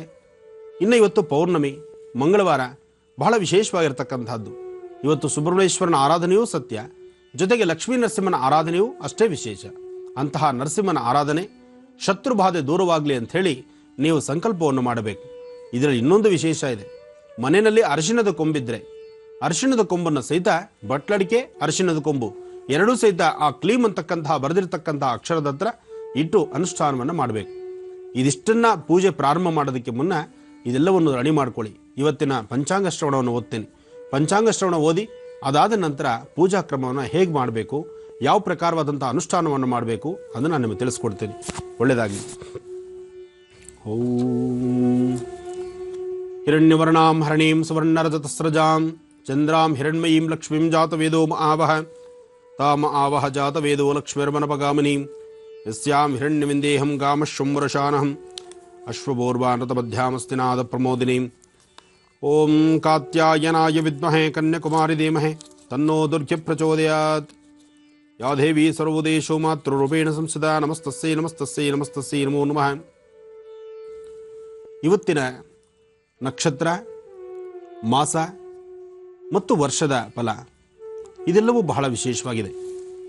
ಇವತ್ತು ಶ್ರೀ ಮನ್ಮಥರಾಮ ಸಂವತ್ಸರೆ ಉತ್ತರಾಯಣಿ ಗ್ರೀಷ್ಮ ಋತು ಜ್ಯೇಷ್ಠ ಮಾಸ ಶುಕ್ಲಪಕ್ಷ. ಶುಕ್ಲಪಕ್ಷದ ಹುಣ್ಣಿಮೆ ಇವತ್ತಿನ ದಿವಸ 2/6/2015 ಮಂಗಳವಾರ, ಪೌರ್ಣಮಿ, ಅನುರಾಧ ನಕ್ಷತ್ರ. ಇವತ್ತು ನಕ್ಷತ್ರ ಬಹಳ ವಿಶೇಷವಾಗಿದೆ. ಇವತ್ತು ಮಹಾನಕ್ಷತ್ರ. ಮಹಾನಕ್ಷತ್ರ 1, ಜೊತೆಗೆ ಶತ್ರುಬಾಧೆ ದೂರ ಮಾಡಿಕೊಳ್ಳಿಕ್ಕೂ ಅನುಷ್ಠಾನಕ್ಕೆ ವಿಶೇಷ, ಜೊತೆಗೆ ಸತ್ಯನಾರಾಯಣ ಸ್ವಾಮಿಯ ಅನುಷ್ಠಾನವೂ ಇವತ್ತು ಬಹಳ ವಿಶೇಷವಾಗಿದೆ. ಇವತ್ತು ಶ್ರದ್ಧಾಭಕ್ತಿಯಾಗಿ ನೀವು ಮಾಡ್ತಕ್ಕಂಥ ಅನುಷ್ಠಾನಗಳನ್ನು, ಯಾವುದೇ ಅನುಷ್ಠಾನ ಇರ್ಬೋದು, ಅದನ್ನು ಕ್ರಮಬದ್ಧವಾಗಿ ನೀವು ಮಾಡಿಕೊಂಡಿದ್ದೆ ಆದರೆ ಖಂಡಿತ ಕಾರ್ಯಸಿದ್ಧಿ ಇದೆ, ಒಳ್ಳೆ ಫಲಗಳ ಸಿದ್ಧಿ ಆಗುತ್ತೆ. ಈ ಫಲ ಅನುಷ್ಠಾನವನ್ನು ಸಿದ್ಧಿಪಡಿಸ್ಕೊಳ್ತಕ್ಕಂಥ ಸುಲಭ ಮಾರ್ಗ, ಸುಲಭೋಪಾಯ ನಾನು ನಿಮಗೆ ತಿಳಿಸ್ಕೊಡ್ತೀನಿ. ಸ್ವಲ್ಪ ಹೊತ್ತು ಕಾಯ್ತಾ ಇರಿ. ಗುರುಜಿ, ಇವತ್ತಿನ ಅನುಷ್ಠಾನದ ಬಗ್ಗೆ ತಿಳಿಸ್ಕೊಡ್ತಾ ಪಂಚಾಂಗ ಶ್ರವಣದ ಪ್ರಕಾರ ಇವತ್ತು ಅನುರಾಧ ನಕ್ಷತ್ರ, ಮಹಾ ನಕ್ಷತ್ರ, ಅದಕ್ಕೂ ಇದಕ್ಕೂ ಒಂದು ವಿಶೇಷತೆ ಇದೆ, ಸಂಬಂಧ ಇದೆ ಅಂತ ತಿಳಿಸ್ಕೊಡ್ತಾ ಇದ್ರಿ. ಖಂಡಿತಮ್ಮ. ಅನುರಾಧ ನಕ್ಷತ್ರ, ಮಹಾನಕ್ಷತ್ರ. ಮಹಾನಕ್ಷತ್ರದ ಜೊತೆಗೆ ಇವತ್ತು ನೀವು ಮಾಡ್ತಕ್ಕಂಥ ಅನುಷ್ಠಾನಕ್ಕೆ ಸಂಪೂರ್ಣ ಫಲವನ್ನು ಖಂಡಿತ ಸಿದ್ಧಿಪಡಿಸ್ಕೊಳ್ಬಹುದು. ಹಾಗೆ ನಿಮ್ಮೆಲ್ಲರಿಗೂ ಸಹಿತ ಒಂದು ಸಂತಸದ ಸುದ್ದಿ ಇದೆ. ನಮ್ಮ ಈ ಮಹರ್ಷಿವಾಣಿ ಕಾರ್ಯಕ್ರಮದ ಮುಖಾಂತರ ಸಾಕಷ್ಟು ಕಾರ್ಯಕ್ರಮಗಳನ್ನು ಈಗಾಗಲೇ ನಾವು ಮಾಡಿರ್ತಕ್ಕಂಥದ್ದನ್ನು ಪ್ರತಿ ಶನಿವಾರದ ಸಂಚಿಕೆಯಲ್ಲಿ ತಾವೆಲ್ಲ ನೋಡ್ತಾ ಇದ್ದೀರಿ. ಡಿಸ್ಟಿಕ್ ಆಗಿರ್ಬೋದು, ತಾಲೂಕು ಆಗಿರ್ಬೋದು, ಹಾಗೆ ಎಷ್ಟೋ ಪಂಚಾಯಿತಿ ಸಂಬಂಧಪಟ್ಟಂಗೆ ಸಹಿತ ನಾವು ಸಾಕಷ್ಟು ಕಡೆ ಯಾತ್ರೆ ಮಾಡ್ತಾನೆ ಇರ್ತೀವಿ. ಆ ಯಾತ್ರೆಯ ಅಲ್ಲಿ ನಡೆದಂತಹ ಸಾಂತ್ವನಗಳಾಗಿರ್ಬೋದು, ಅನುಷ್ಠಾನಗಳಾಗಿರ್ಬೋದು, ಶನೈಶ್ಚರ ಮಹಾಯಾಗವಾಗಿರ್ಬೋದು, ಇಂಥವನ್ನೆಲ್ಲವೂ ಸಹಿತ ತಾವು ನೋಡ್ತಾ ಇದ್ದೀರಿ.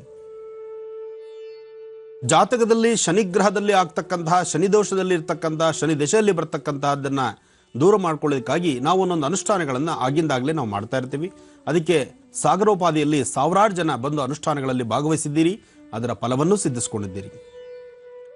ಆದರೆ ಸಾಕಷ್ಟು ಜನದ ಕೂಗೊಂದಾಗಿತ್ತು, ಗುರುಬಲ ಇಲ್ದಿರತಕ್ಕಂಥವರು, ಗುರುವಿನ ಅನುಗ್ರಹವಿಲ್ದಿರ ವಿವಾಹಕ್ಕೆ ವಿಳಂಬವಾಗ್ತಾ ಇದೆ, ಅಥವಾ ಮದುವೆಯಾಗಿ ಮಕ್ಕಳಾಗ್ದಿರ ಆಗ್ತಾ ಇದೆ, ಅಥವಾ ದಂಪತಿಗಳ ಮಧ್ಯದಲ್ಲಿ ಸಾಕಷ್ಟು ಸಮಸ್ಯೆಗಳು ಸೃಷ್ಟಿಯಾಗ್ತಾ ಇದೆ, ನೆಮ್ಮದಿ ಇಲ್ಲದಂತಹ ಪರಿಸ್ಥಿತಿ ಆಗ್ತಾ ಇದೆ, ಗುರುಶಾಪದಿಂದ ನಾವು ಬಹಳಷ್ಟು ಹಿಂಸೆ ಪಡ್ತಾ ಇದ್ದೀವಿ, ವಾಸ್ತುಗೃಹದಲ್ಲಿ ನೆಮ್ಮದಿ ಇಲ್ಲದಂಥ ರೀತಿ ಆಗ್ತಾ ಇದೆ, ಅಥವಾ ವಾಸ್ತುವಲ್ಲಿ ಇರ್ತಕ್ಕಂಥವ್ರು ಒಬ್ಬರಿಗೊಬ್ಬರು ಯಾರೊಬ್ಬರು ಸಹಿತ ಸಮಾಧಾನ ರೀತಿ ಮಾತಾಡ್ದಂಗೆ ಆಗ್ತಾ ಇದೆ, ಮನೆಯಲ್ಲಿ ಮಕ್ಕಳು ತಂದೆ ತಾಯಿನ ನೋಡಿದ್ರೆ ಆಗದಿರ ಇರ್ತಕ್ಕಂಥ ರೀತಿ ಆಗ್ತಾ ಇದೆ, ಅಥವಾ ಮನೆಯಲ್ಲಿ ಒಬ್ಬ ಮಗ ಇರ್ತಾನೆ, ಅವನು ಹುಚ್ಚುಚ್ಚಾಗ ಅವನ ಇಷ್ಟದ ಪ್ರಕಾರ ಸುತ್ತಾಡ್ತಾ ಇರ್ತಾನೆ, ತಂದೆ ತಾಯಿಗೆ ಸ್ವಲ್ಪನೂ ಬೆಲೆ ಕೊಡದಂಥ ರೀತಿಯಲ್ಲಿ ನಡೀತಿರ್ತಾನೆ. ಇದು ಒಂದು ವಯಸ್ಸಿಗೆ ಬಂದಾಗ ಮಾತ್ರ ಆಗ್ತಕ್ಕಂಥದ್ದಲ್ಲ, ಮಕ್ಕಳು ಬಾಲ್ಯದಲ್ಲೇ ದಾರಿ ತಪ್ಪುವಂಥದ್ದಾಗೋಗಿರುತ್ತೆ. ಒಟ್ಟಾರೆ ಗುರುವಿನ ಅನುಗ್ರಹದಿಂದ ಗುರುಬಲ ಇಲ್ದಿರ ಜಾತಕದಲ್ಲಿ ಗುರು ಇರ್ತಕ್ಕಂತಹ ವಕ್ರಸ್ಥಾನದಿಂದ ಅಥವಾ ಗುರುವಿನ ದೃಷ್ಟಿ ಸಮಂಜಸವಾಗಿಲ್ಲದ್ರಿಂದ ಸಮಸ್ಯೆಗಳ ಸೆರೆಮಾಲೆ ತಂದೊಡ್ಕೊಂಡಿರ್ತಕ್ಕಂಥವ್ರು ಸಾಕಷ್ಟು ಜನ ಇದ್ದಾರೆ. ಇಂತಹ ಹಲವಾರು ತರಹ ಕಾಗದಗಳನ್ನು ನೋಡಿ ಸದ್ಯದಲ್ಲೇ ಒಂದು ಅನುಷ್ಠಾನವನ್ನು ಮಾಡಬೇಕು, ಗುರುವಿಗೆ ಸಂಬಂಧಪಟ್ಟಂಥ ರೀತಿ ಅಂತಕ್ಕಂಥ ಒಂದು ತೀರ್ಮಾನವನ್ನು ನಮ್ಮ ಮಹರ್ಷಿವಾಣಿ ತಂಡ ಇದನ್ನು ತೀರ್ಮಾನ ತೆಗೆದುಕೊಂಡಿದ್ದೇವೆ.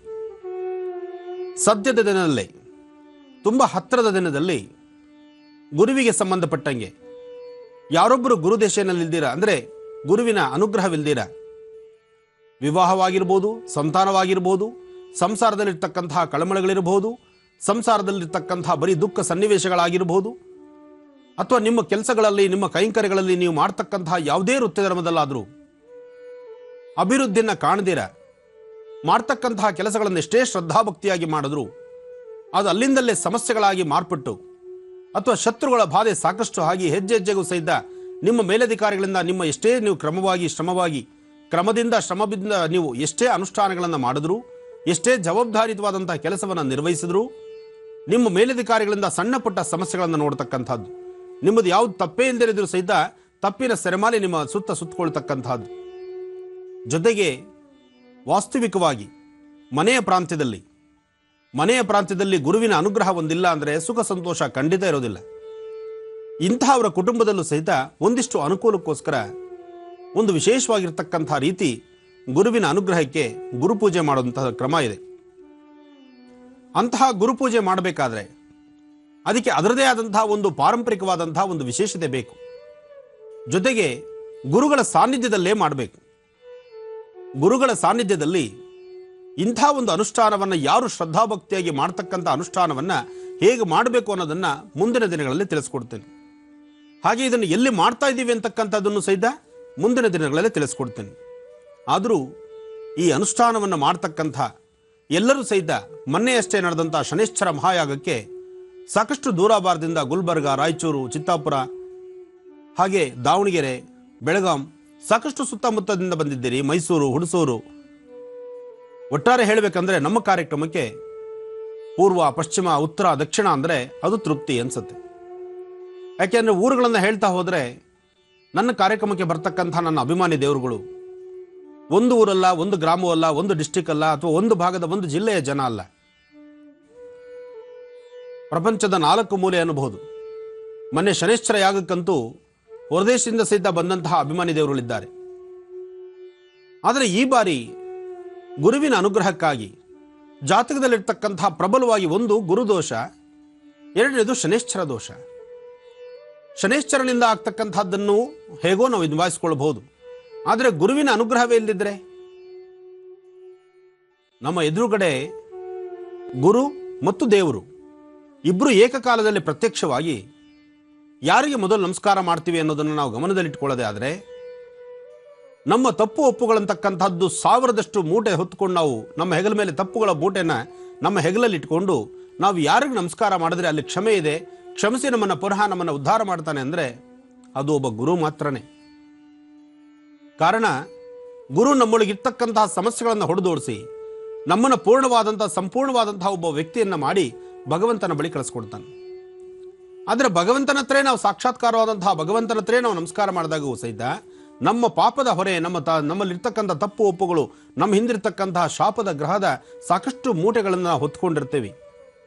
ಅದೆಲ್ಲವನ್ನು ಸಹಿತ ಶುದ್ಧಿ ಮಾಡ್ಕೊಂಡು ಪುನಃ ಬಾರಯ್ಯ ಅಂತ ಹೇಳ್ತಾನೆ ಭಗವಂತ. ಆದರೆ ಗುರು ಹಾಗಲ್ಲ. ಗುರು ಮಾರ್ಗದರ್ಶಕ, ಜೊತೆಗೆ ಗುರು ಕೇಂದ್ರ ಬಿಂದು. ಆ ಗುರುವಿನ ಅನುಗ್ರಹ, ಆ ಗುರುವಿನ ದೃಷ್ಟಿಕೋನ ಇದೆಯಲ್ಲ, ಒಮ್ಮೆ ಗುರುವಿನ ಆ ನೇತ್ರಗಳಿಂದ ಯಾರೊಬ್ಬರನ್ನ ನೋಡಿದ್ರು ಸಹಿತ ಅವರ ಜಾತಕದಲ್ಲಿರ್ತಕ್ಕಂಥ ದೋಷ ದೂರ ಆಗುತ್ತೆ. ಇಂಥ ಒಂದು ವಿಶೇಷತೆ ಬೇಕಾದರೆ ನಾವು ಈ ಬಾರಿ ಹಮ್ಮಿಕೊಳ್ತಕ್ಕಂತಹ ಅನುಷ್ಠಾನ ಗುರುವಿನ ಅನುಗ್ರಹಕ್ಕಾಗಿ, ಜಾತಕದಲ್ಲಿ ಒಂದಿಷ್ಟು ವಿಶೇಷವಾದಂತಹ ಅನುಷ್ಠಾನಗಳನ್ನು ಸಿದ್ಧಿಪಡಿಸ್ಕೊಳ್ಳೋಕ್ಕಾಗಿ, ಪ್ರತಿಯೊಬ್ಬರ ಜಾತಕದಲ್ಲಿರ್ತಕ್ಕಂಥ ದೋಷಗಳನ್ನು ದೂರ ಮಾಡ್ಕೊಳ್ಳಿಕ್ಕಾಗಿ ಗುರುವಿನ ಅನುಗ್ರಹಕ್ಕೋಸ್ಕರ ಗುರುಪೂಜೆ ಮಾಡುವಂತಹ ಒಂದು ಕ್ರಮನ ನಾವು ಆಯೋಜನೆ ಮಾಡ್ತಾ ಇದ್ದೇವೆ. ಇದಕ್ಕಾಗಿ ಸ್ಥಳವನ್ನು ನಿಗದಿಪಡಿಸ್ತೇವೆ ಸದ್ಯದಿಂದಲೇ. ಜೊತೆಗೆ ಅನುಷ್ಠಾನಕ್ಕೆ ಬರಬೇಕಾದ್ರೆ ನೀವು ಹೇಗೆಲ್ಲ ಬರಬೇಕು, ಯಾವ ಕ್ರಮದ ಅನುಷ್ಠಾನವನ್ನು ನೀವು ಮಾಡಬೇಕು, ಎಷ್ಟು ಶ್ರದ್ಧಾಭಕ್ತಿ ಇಲ್ಲಿ ಬೇಕಾಗಿದೆ. ಸಾರ್ವತ್ರಿಕವಾಗಿ ಆನಂದ್ ಗುರೂಜಿಯವರ ಕಾರ್ಯಕ್ರಮದಲ್ಲಿ ನಿಮಗೆಲ್ಲರಿಗೂ ತಿಳಿದಿರುವಂತಹ ವಿಚಾರ, ಅತಿಯಾದಂತಹ ಖರ್ಚಿಲ್ಲ, ಸಾಲ ಸೋಲ ಮಾಡಿ ಬರಬೇಕಾದ್ದಿಲ್ಲ. ಪ್ರಯಾಣ ದೂರದಿಂದ ಬರತಕ್ಕಂತಹ ಕಾಲದ ಪ್ರಯಾಣಕ್ಕೆ ಸ್ವಲ್ಪ ತೊಂದರೆ ಆಗಿರಬಹುದು, ಅಥವಾ ನಿಮ್ಮ ಪ್ರಯಾಣದ ಮಾರ್ಗ ಮಧ್ಯದಲ್ಲಿ ಖರ್ಚಾಗುವಂತಹ ಖರ್ಚು ವೆಚ್ಚ ಸ್ವಲ್ಪ ತಗಲಬಹುದು. ಆದರೆ ಒಂದಂತೂ ಸತ್ಯ, ಬರ್ತಕ್ಕಂಥವ್ರು ಯಾರು ಮನಸ್ಸನ್ನು ನೋವು ಮಾಡ್ಕೊಂಡು ಹೋಗೋದು ಬೇಡ. ಹಾಗೆ ಯಾರೋ ಮತ್ತೊಬ್ಬರ ಮಾತು ಕೇಳಿಕೊಂಡು ಅಲ್ಲಿ ಇನ್ನೊಂದಷ್ಟು ಹಣಕಾಸನ್ನು ಕೊಟ್ಟು ಹಣಕಾಸನ್ನು ಕಳ್ಕೊಳ್ಳೋದು ಬೇಡ. ಬರ್ತಕ್ಕಂತಹ ಪ್ರತಿಯೊಬ್ಬ ಭಕ್ತರು ಸಹಿತ ಮಾಡ್ತಕ್ಕಂಥ ಅನುಷ್ಠಾನದ ಸ್ಥಳದಲ್ಲಿ ನಿಮಗೆ ಎಲ್ಲಿ ಸ್ಥಳ ಸಿಕ್ಕಿದ್ರೆ ಅಲ್ಲೇ ಅದೇ ಸ್ಥಳದಲ್ಲಿ ಕೂತು ಶ್ರದ್ಧಾಭಕ್ತಿಯಾಗಿ ಮಾಡ್ತಕ್ಕಂಥ ಅನುಷ್ಠಾನವನ್ನು ಮಾಡಿ. ಆದರೆ ಈ ಬಾರಿ ನಾವು ತೆಗೆದುಕೊಳ್ತಕ್ಕಂತಹ ತೀರ್ಮಾನ, ಒಬ್ಬ ಜಗದ್ಗುರುಗಳ ಮುಂಭಾಗದಲ್ಲಿ ಗುರು ಪರಂಪರೆಯ ಒಂದು ಹೆಸರಿರ್ತಕ್ಕಂಥ ಗುರುಗಳ ದರ್ಶನ ಮಾತ್ರದಿಂದಲೇ ನಮ್ಮ ಸಮಸ್ಯೆಗಳು ದೂರ ಆಗುತ್ತೆ ಅಂತಕ್ಕಂಥ ಒಂದು ಶಕ್ತಿಯ ಸಾನ್ನಿಧ್ಯದಲ್ಲಿ ಇಂತಹ ಒಂದು ಅನುಷ್ಠಾನವನ್ನು ಮಾಡಬೇಕು ಅನ್ನೋ ಒಂದು ಸಂಕಲ್ಪ ನಮ್ಮದು. ಈ ಸಂಕಲ್ಪ ಎಲ್ಲಿ, ಯಾವಾಗ, ಹೇಗೆ ನಡೆಯುತ್ತೆ, ಜೊತೆಗೆ ಇದಕ್ಕೆ ನಿರ್ಣಯವಾದಂತಹ ಮುಹೂರ್ತವ ಯಾವುದು, ಇವೆಲ್ಲವನ್ನು ಸಹಿತ ಅತಿ ಶೀಘ್ರದಲ್ಲೇ ತಿಳಿಸ್ಕೊಡ್ತೇನೆ. ಒಳ್ಳೆಯದಾಗಲಿ. ಗುರುಜಿ, ಮುಂದಿನ ದಿನಗಳಲ್ಲಿ ಗುರುವಿನ ಅನುಗ್ರಹಕ್ಕಾಗಿ ಯಾವ ರೀತಿ ಅನುಷ್ಠಾನವನ್ನ ಮಾಡಬೇಕು ಅನ್ನೋ ವಿಚಾರವನ್ನ ತಿಳಿಸ್ಕೊಡ್ತಾ ಇದ್ರಿ. ಈಗ ದರ್ಪಣಾಂಜನ ದರ್ಶನ ಮಾಡ್ತೀರಾ? ಖಂಡಿತಮ್ಮ. ದರ್ಪಣಾಂಜನ, ರಾಶಿಫಲ ಹಾಗೂ ಇವತ್ತು ಮಾಡತಕ್ಕಂತಹ ಅನುಷ್ಠಾನ ಪೂಜಾಫಲ, ಇದನ್ನೆಲ್ಲವನ್ನು ಸಹಿತ ಇವತ್ತಿನ ಸಂಚಿಕೆಯಲ್ಲೇ ಮಾತಾಡೋಣ. ಯಾಕೆಂದರೆ ಅನುಷ್ಠಾನ ಹೇಗೆ ಮಾಡಬೇಕು ಅದು ನಿಮಗೆ ತಿಳಿಸ್ಕೊಡ್ಬೇಕು. ರಾಶಿಫಲದ ಬಗ್ಗೆ ಕಾಯುವಂತಹ ಅಭಿಮಾನಿ ದೇವರಲ್ಲಿದ್ದೀರಿ, ಅದಕ್ಕಾಗಿ ರಾಶಿಫಲ ತಿಳಿಸಬೇಕು. ರಾಶಿಫಲ ತಿಳಿಸೋದಕ್ಕೂ ಮುನ್ನ ದರ್ಪಣಾಂಜನ ದರ್ಶನ ಆಗಬೇಕು. ದರ್ಪಣಾಂಜನ ದರ್ಶನ ಆದ್ರೇ ರಾಶಿಫಲ ಮುಂದೆ ನಡೀತಕ್ಕಂತಹದ್ದು. ಓಂ ಭಗವತಿ ಶ್ರೀರಾಜರಾಜೇಶ್ವರಿ ನಮಃ. ಮನೋಜವಂ ಮಾರುತದುಲ್ಯ ವೇಗಂ ಜಿತೇಂದ್ರಿಯಂ ಬುದ್ಧಿಮತಾಂ ವರಿಷ್ಠಂ ವಾತಾತ್ಮಜಂ ವಾನರವದ ಮುಖ್ಯಂ ಶ್ರೀರಾಮದೂತಂ ಶಿರಸಾ ನಮಾಮಿ. ಶ್ರೀಂ ಮಾರುತೀಂ ಮಾರುತೀಂ ಮಾರುತೀಂ ಮಾರುತಾತ್ಮಜ ಪ್ರಸನ್ನಾಂಜನೇಯ ಸ್ವಾಮಿನೇ ನಮಃ. ಮನೋಜವಂ ಮಾರುತದುಲ್ಯ ವೇಗಂ ಜಿತೇಂದ್ರಿಯಂ ಬುದ್ಧಿಮತಾಂ ವರಿಷ್ಠಂ ವಾತಾತ್ಮಜಂ ವಾನರೋಧ ಮುಖ್ಯಂ ಶ್ರೀರಾಮದೂತಂ ಶಿರಸಾ ನಮಾಮಿ. ಶ್ರೀ ಮಾರುತೀಂ ನಮಃ. ಶ್ರೀ ಮಾರುತೀಂ ನಮಃ. ಓಂ ಶ್ರೀಂ ಮಾರುತೀಂ ನಮಃ. ರಾಮಾಯ ರಾಮಭದ್ರಾಯ ರಾಮಚಂದ್ರಾಯ ವೇದಸೆ ರಘುನಾಥಾಯ ನಾಥಾಯ ಸೀತಾಯ ಪತಯೇ ನಮಃ. ಜಾನಕಿ ರಾಮ ಪಟ್ಟಾಭಿರಾಮ ಶ್ರೀರಾಮ ರಾಮ ರಾಮ ರಾಮತಃ ಶ್ರೀಮದ್ಮಹಾರಾಮಚಂದ್ರ ಸ್ವಾಮಿನೇ ನಮಃ. ಗೌರೀರ್ಮಿಮಾಯ ಸಲಿಲಾನ್ ಕ್ಷತ್ತದ್ವಿಪದೀಂ ದ್ವಿಪದೀಂ ಸಾಂ ಚತುಷ್ಪದಿ ಅಷ್ಟಾಪದೀನೋಪದೀಂ ಬಹುಶೀಂ ಸಹಸ್ರಾಕ್ಷರಾ ಪರಮೇ ವ್ಯೋಮನ್. ಭಗವತಿ ರಾಜರಾಜೇಶ್ವರಿ. ಓಂ ನಮಃ ಸೂರ್ಯಾಯ ಚಂದ್ರಾಯ ಮಂಗಳಾಯ ಬುಧಾಯ ಚ ಗುರು ಶುಕ್ರ ಶನಿಭ್ಯಶ್ಚ ರಾಹವೇ ಕೇತವೇ ನಮಃ. ಆದಿತ್ಯಾದಿ ನವಗ್ರಹ ದೇವತಾಭ್ಯೋ ನಮಃ. ಆದಿತ್ಯಾದಿ ನವಗ್ರಹಗಳನ್ನು ಪ್ರಾರ್ಥನೆ ಮಾಡ್ತಾ, ರಾಶಿಗಳಲ್ಲಿ ಮೊದಲನೇ ರಾಶಿ ಮೇಷರಾಶಿ.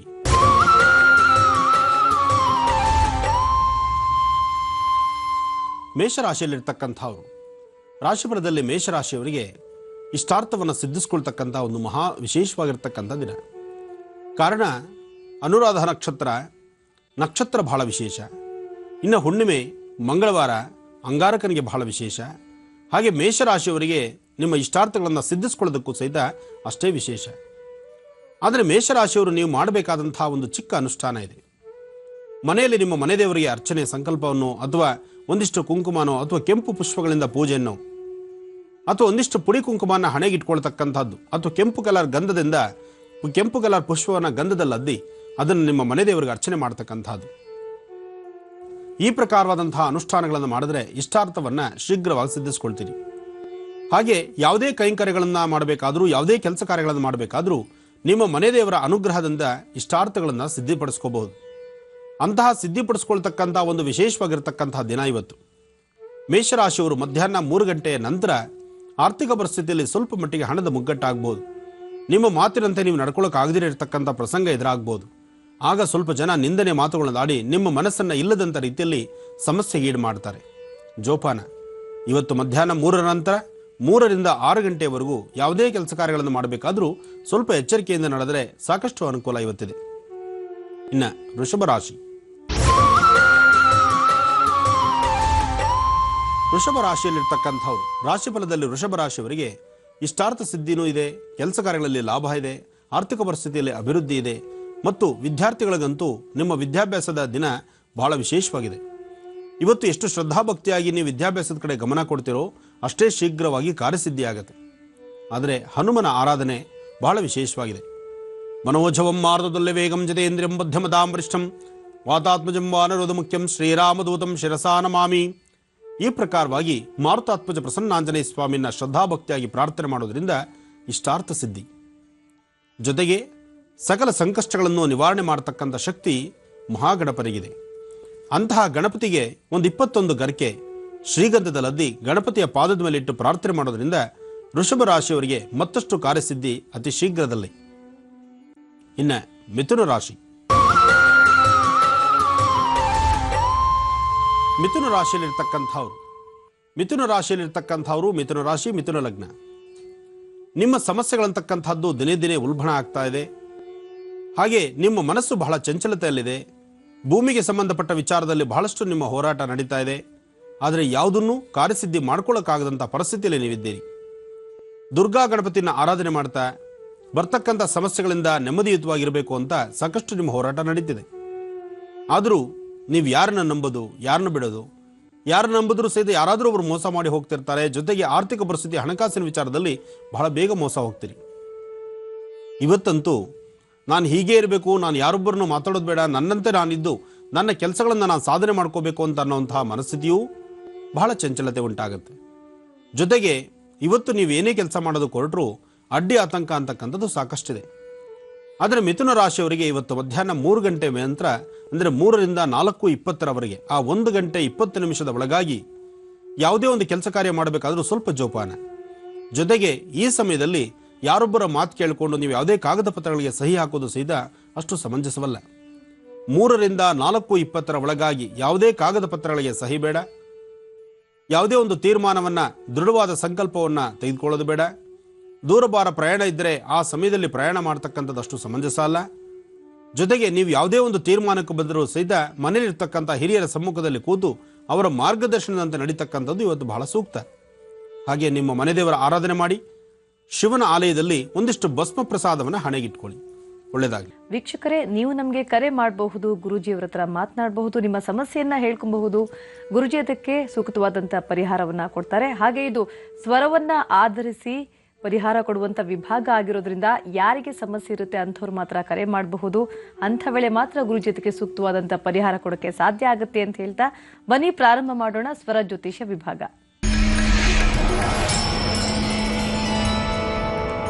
ಇವತ್ತಿನ ಕಾರ್ಯಕ್ರಮದ ಮೊದಲ ಕರೆಯನ್ನ ಯಾರು ಮಾಡಿದ್ದಾರೆ ಅಂತ ತಿಳಿದುಕೊಳ್ಳೋಣ. ಹಲೋ. ಹಲೋ, ನಮಸ್ತೆ. ನಮಸ್ತೆ ಅಮ್ಮ, ತಮ್ಮ ಹೆಸರು? ಹೆಸರು ಹೇಳಲಿಕ್ಕೆ ಆಗ್ತಿಲ್ಲ ಮೇಡಮ್. ಎಲ್ಲಿಂದ ಕರೆ ಮಾಡ್ತಿದ್ದೀರಾ? ಊರು ಹೆಸರು ಹೇಳಲಿಕ್ಕೆ ಆಗೋದಿಲ್ಲ ಮೇಡಮ್. ಪರವಾಗಿಲ್ಲಮ್ಮ, ನಾವ್ ಯಾರನ್ನೂ ಒತ್ತಾಯ ಮಾಡಲ್ಲ ಹೆಸರು ಹೇಳ್ಬೇಕು ಊರು ಹೇಳ್ಬೇಕು ಅಂತ. ನಿಮ್ಮ ಸಮಸ್ಯೆ ಏನು ಅಂತ ಗುರುಜಿ ತರ ಹೇಳ್ಕೊಳ್ಳಿ. ಥ್ಯಾಂಕ್ಸ್. ಹಲೋ. ಹಲೋ, ನಮಸ್ತೆ ಗುರುಜಿ. ನಮಸ್ತೆ ತಾಯಿ, ಹೇಳಮ್ಮ. ನಾನು ತುಂಬಾ ಸಮಸ್ಯೆಯಲ್ಲಿದ್ದೇನೆ ಗುರುಜಿ, ನನಗೆ ನೀವೇ ಈಗ ಸಹಾಯ ಮಾಡಬೇಕು. ಹೇಳಮ್ಮ, ಮಾತಾಡಮ್ಮ. ನನಗೆ 28 ವರ್ಷ ಆಯ್ತು. 27 ಕಳೀತು, ನನಗೆ ಮದುವೆ ಆಗ್ಲಿಲ್ಲ. ಮತ್ತೆ ನಮ್ಮ ಮನೆಯಲ್ಲಿ ಮಾಟ ಮಂತ್ರ ಮಾಡಿ ಹಾಕಿದ್ರು. ಅದು ನಾ ದಾಟಿದ್ದೇನೆ. ನೋಡ್ಲಿಕ್ಕೆ ಕುಂಕುಮ ಸಿಕ್ಕಿದೆ ನೋಡ್ಲಿಕ್ಕೆ. ಅದರಲ್ಲಿ ತುಂಬಾ ಭಯ ಆಗಿದೆ ನನಗೆ, ತುಂಬಾ ವೀಕ್ ಆಗಿದೆ ನಾನು ಅದರಿಂದಾಗಿ. ನೀನ್ ತಲೆ ಕೆಡಿಸ್ಕೊಳ್ಳೋ ಅವಶ್ಯಕತೆನೇ ಇಲ್ಲಮ್ಮ. ನಿನ್ನ ಸ್ವರತರಂಗ ಪ್ರಕಾರ ನಿನ್ನ ಮೇಲೆ ಯಾವುದೇ ಮಾಟ ಮಂತ್ರ ಪ್ರಯೋಗ ಖಂಡಿತ ತಗಲಲ್ಲ. ಆದ್ರೆ ನೀನು ಅಂಜಿಕೆ ಪಟ್ಟಿದ್ಯಾ, ಭಯ ಪಟ್ಟಿದ್ಯಾ. ಹೌದು. ಆ ಭಯದ ವಾತಾವರಣನೇ ನೀನು ಅರ್ಧ ಸುಸ್ತು ಮಾಡಿಬಿಟ್ಟಿದೆ ನೋಡಮ್ಮ. ಚಿಂತೆಗೂ ಚಿತೆಗೂ ಬಹಳ ಹತ್ತಿರದ ಸಂಬಂಧ. ಹೌದು. ಅತಿಯಾದಂತ ಚಿಂತೆ ಮಾಡಿದ್ರೆ ಅದು ಬೇರೆ ತರನೇ ಮನುಷ್ಯನ ಎಳ್ಕೊಂಡು ಹೋಗ್ಬಿಡತ್ತೆ. ನೀನು ಚಿಂತೆ ಮಾಡೋದನ್ನ ಬಿಡು, ನೆಮ್ಮದಿಯುತವಾಗಿರು. ಖಂಡಿತ ಹೇಳ್ತೇನೆ, ನಿನಗೆ ಯಾವುದೇ ಮಾಟ ಮಂತ್ರ ತಗಲೋದಿಲ್ಲ. ನಿನ್ನ ಸ್ವರತರಂಗ ಪ್ರಕಾರ ಮುಂದಿನ ದಿನಗಳಲ್ಲಿ ಸಾಕಷ್ಟು ಯಶಸ್ಸಿದೆ. ಇಲ್ಲಿವರೆಗೂ ನೀನು ವಿವಾಹ ಆಗಿಲ್ಲ ಅಂತ ಹೇಳಿದೆ. ಹೌದು. ಆದ್ರೆ ನಾನ್ ತಿಳಿಸ್ಕೊಡ್ತಾ ಇದ್ದೀನಿ, ಸದ್ಯದಲ್ಲೇ ವಿವಾಹ ಆಗುವಂತ ಯೋಗ ಫಲ ನಿನಗಿದೆ. ಈಗಾಗಲೇ 3 ಸತಿ ಹತ್ತತ್ರಕ್ಕೆ ಸಂಬಂಧಗಳು ಬಂದು ನಿಂತು ಹೋಗಿರ್ತಕ್ಕಂಥದ್ದಾಗಿದೆ. ಹೌದು. ಯಾಕೆಂದ್ರೆ 1 ಸತಿ ಅಲ್ಲ, 2 ಸತಿ ಅಲ್ಲ, 3 ಸತಿ ಈ ತರ ಆಗಿದೆ. ಹೌದು. ಆದ್ರೆ ಶುಕ್ರ ಚೆನ್ನಾಗಿದ್ದಾನೆ. ನಿನ್ನ ಸ್ವರತರಂಗ ಪ್ರಕಾರ ಮೂರತಕ್ಕಂತಹ ದಿನಗಳಲ್ಲಿ, ಮುಂದಿನ ದಿನಗಳಲ್ಲಿ ಅತಿ ಶೀಘ್ರದಲ್ಲೇ ವಿವಾಹ ಆಗ್ತಕ್ಕಂಥ ಯೋಗ ಫಲ ನಿಂದು. ಹಾಗಾಗಿ ಮಾಟ ಮಂತ್ರದ್ದನ್ನೇ ಭಯ ಬೀಳುವಂತ ಅವಶ್ಯಕತೆ ಇಲ್ಲ. ತಾವಿರ್ತಕ್ಕಂತಹ ಪರಿಸರದಲ್ಲಿ, ನೀವಿರ್ತಕ್ಕಂಥ ವಾಸಸ್ಥಳದಲ್ಲಿ ಹತ್ತಿರದಲ್ಲಿ ಇರ್ತಕ್ಕಂತಹ ಗ್ರಾಮ ದೇವತೆ ದೇವಸ್ಥಾನಕ್ಕೆ, ನಿಮ್ಮೂರಲ್ಲಿ ಗ್ರಾಮ ದೇವತೆ ಅಂತ ಇರ್ತಾರಲ್ಲ, ಹೆಣ್ಣು ದೇವರ ದೇವಸ್ಥಾನ ಇದೆಯಲ್ಲ, ಅಲ್ಲಿಗೆ 3 ಮಂಗಳವಾರ ಅಮ್ಮನವರಿಗೆ ಒಂದಿಷ್ಟು ಕೆಂಪು ವಸ್ತ್ರ, ತೊಗರಿಬೇಳೆ ಮತ್ತೆ ಬಳೆ ಬಿಚ್ಚಾಲೆ ಸಾಮಗ್ರಿಗಳು, ಒಂದಿಷ್ಟು ಅಕ್ಕಿ ಬೆಲ್ಲ ತೆಗೆದುಕೊಂಡು ಕೊಟ್ಟು ಪ್ರಾರ್ಥನೆ ಮಾಡಿ ಬನ್ನಿ. ಇದಾದ ನಂತರ ನಿಮ್ಮ ಊರಲ್ಲಿ, ನಿಮ್ಮ ಮನೆ ಸಮೀಪದಲ್ಲಿ ಎಲ್ಲಾದ್ರೂ ಬಾಳೆ ಮರ ಇದ್ರೆ ಆ ಬಾಳೆ ಮರದ ಬುಡಕ್ಕೆ ಒಂದು ತಾಮ್ರದ ತಂಬಿಗೆ ಪೂರ್ತಿ ತುಂಬಿರ್ತಕ್ಕಂತಹ ನೀರು ತಗೊಂಡೋಗಿ ಆ ಮರದ ಬುಡಕ್ಕೆ ಹಾಕಿ. ಇಷ್ಟು ಮಾತ್ರ ಮಾಡಿದ್ರೆ ಸಾಕು, 100% ಕಾರ್ಯಸಿದ್ಧಿ ಆಗುತ್ತೆ. ನೀವು ಭಯ ಬೀಳಬೇಕಾದ ಅವಶ್ಯಕತೆ ಇಲ್ಲ. ನೆಮ್ಮದಿಯಾಗಿರಿ, ಖಂಡಿತ ಒಳ್ಳೇದಾಗತ್ತೆ. ಧನ್ಯವಾದಗಳು ಕರೆಯನ್ನ ಮಾಡಿದ್ದಕ್ಕಾಗಿ. ಮತ್ತೊಂದು ಕರೆಯನ್ನ ಸ್ವೀಕರಿಸೋಣ. ಹಲೋ. ಹಲೋ, ನಮಸ್ತೆ. ನಮಸ್ತೆ ಅಮ್ಮ. ನಮಸ್ತೆ ಮೇಡಮ್. ತಮ್ಮ ಹೆಸರು? ನನ್ನ ಹೆಸರು ರಾಧಾ ಅಂತ ಮೇಡಮ್, ರಾಮೂರ್ತಿ ನಗರಿಂದ ಮಾತಾಡ್ತಿದ್ದೀನಿ. ರಾಧಾ ಅವರೇ, ಮಾತನಾಡಿಮ್ಮ. ಯಾರ ಬಗ್ಗೆ ಕೇಳ್ಬೇಕು ಅಂದ್ಕೊಂಡಿದ್ದೀರಾ? ನನ್ ಬಗ್ಗೆನೇ ಮಾತಾಡ್ಬೇಕಾಗಿತ್ತು ಮೇಡಮ್. ಗುರೂಜಿ ಇದ್ರೆ ಮಾತನಾಡಿ. ರಾಧಾ ಅವರೇ. ಹಲೋ. ನಮಸ್ತೆ ಗುರುಜಿ. ನಮಸ್ತೆ ತಾಯಿ, ಚೆನ್ನಾಗಿದ್ದೀರಮ್ಮ? ಚೆನ್ನಾಗಿದ್ದೀನಿ ಗುರುಜಿ. 100 ಕೋಟಿ ವಂದನೆಗಳು ಗುರುಜಿ ನಿಮಗೆ. ಒಳ್ಳೇದಾಗ್ಲಿಮ್ಮ. ಏನ್ ಹೇಳ್ಬೇಕು ಅನ್ನೋದಾಗ್ತಿಲ್ಲ, ಆದ್ರೆ ಸಿಕ್ಕಿರೋ ವಿಷಯಕ್ಕೋಸ್ಕರ ಮಾತಾಡ್ಬೇಕು ಅಂತಿದ್ದೀನಿ. ನನ್ನ ಜೀವನದಲ್ಲಿ ತುಂಬಾ ಕಷ್ಟ ಬಿದ್ಬಿಟ್ಟಿದ್ದೀನಿ ಗುರುಜಿ. 2 ಹೆಣ್ಮಕ್ಳು, ಅದ್ರಲ್ಲಿ ಒಬ್ಳು ದೊಡ್ಡವಳು ಇವಾಗ first year BCom, final year BCom ಮಾಡ್ತಿದ್ದಾಳೆ. ಮಗಳು ತಿರ್ಕೊಂಡು ಇವತ್ತಿಗೆ 1350 ದಿನ ಆಗಿದೆ. ದಿನಗಳು ಎಣಿಸ್ತಿದ್ದೀನಿ. ಅವಳು ತೀರ್ಕೊಂಡು ಗುರುಜಿ, ಹುಷಾರಿಲ್ಲದೆ ತೀರ್ಕೊಂಡ್ಬಿಟ್ಲು. 12 ವರ್ಷ ಹುಡುಗಿ ಮಗಳು, ಬ್ಲಡ್ ಕ್ಯಾನ್ಸರ್ ಅಂತ ಅಂದ್ಬಿಟ್ಟು ತೀರ್ಕೊಂಡ್ಲು. ಆ ನೋವಿಂದ ಕಷ್ಟದಲ್ಲಿ ಹೆಂಗೂ ನಾ ಇರೋ ಮಗಳನ್ನ ನೋಡ್ಕೊಂಡ್ ಬರ್ತಾ ಇದೀನಿ. ನನಗೆ ಇನ್ನೊಂದೇ ಒಂದು ಗುರುಜಿ ನಿಮ್ ಹತ್ರ ಕೇಳ್ಬೇಕು ಅಂತ. ಯಾವಾಗೂ ನನ್ ಮೈಂಡ್ ಅಲ್ಲಿ ಸಾಯ್ಬೇಕು ಅನ್ನೋಷ್ಟು ನಿರ್ಧಾರ ಮಾಡ್ಕೊಡ್ತೀನಿ.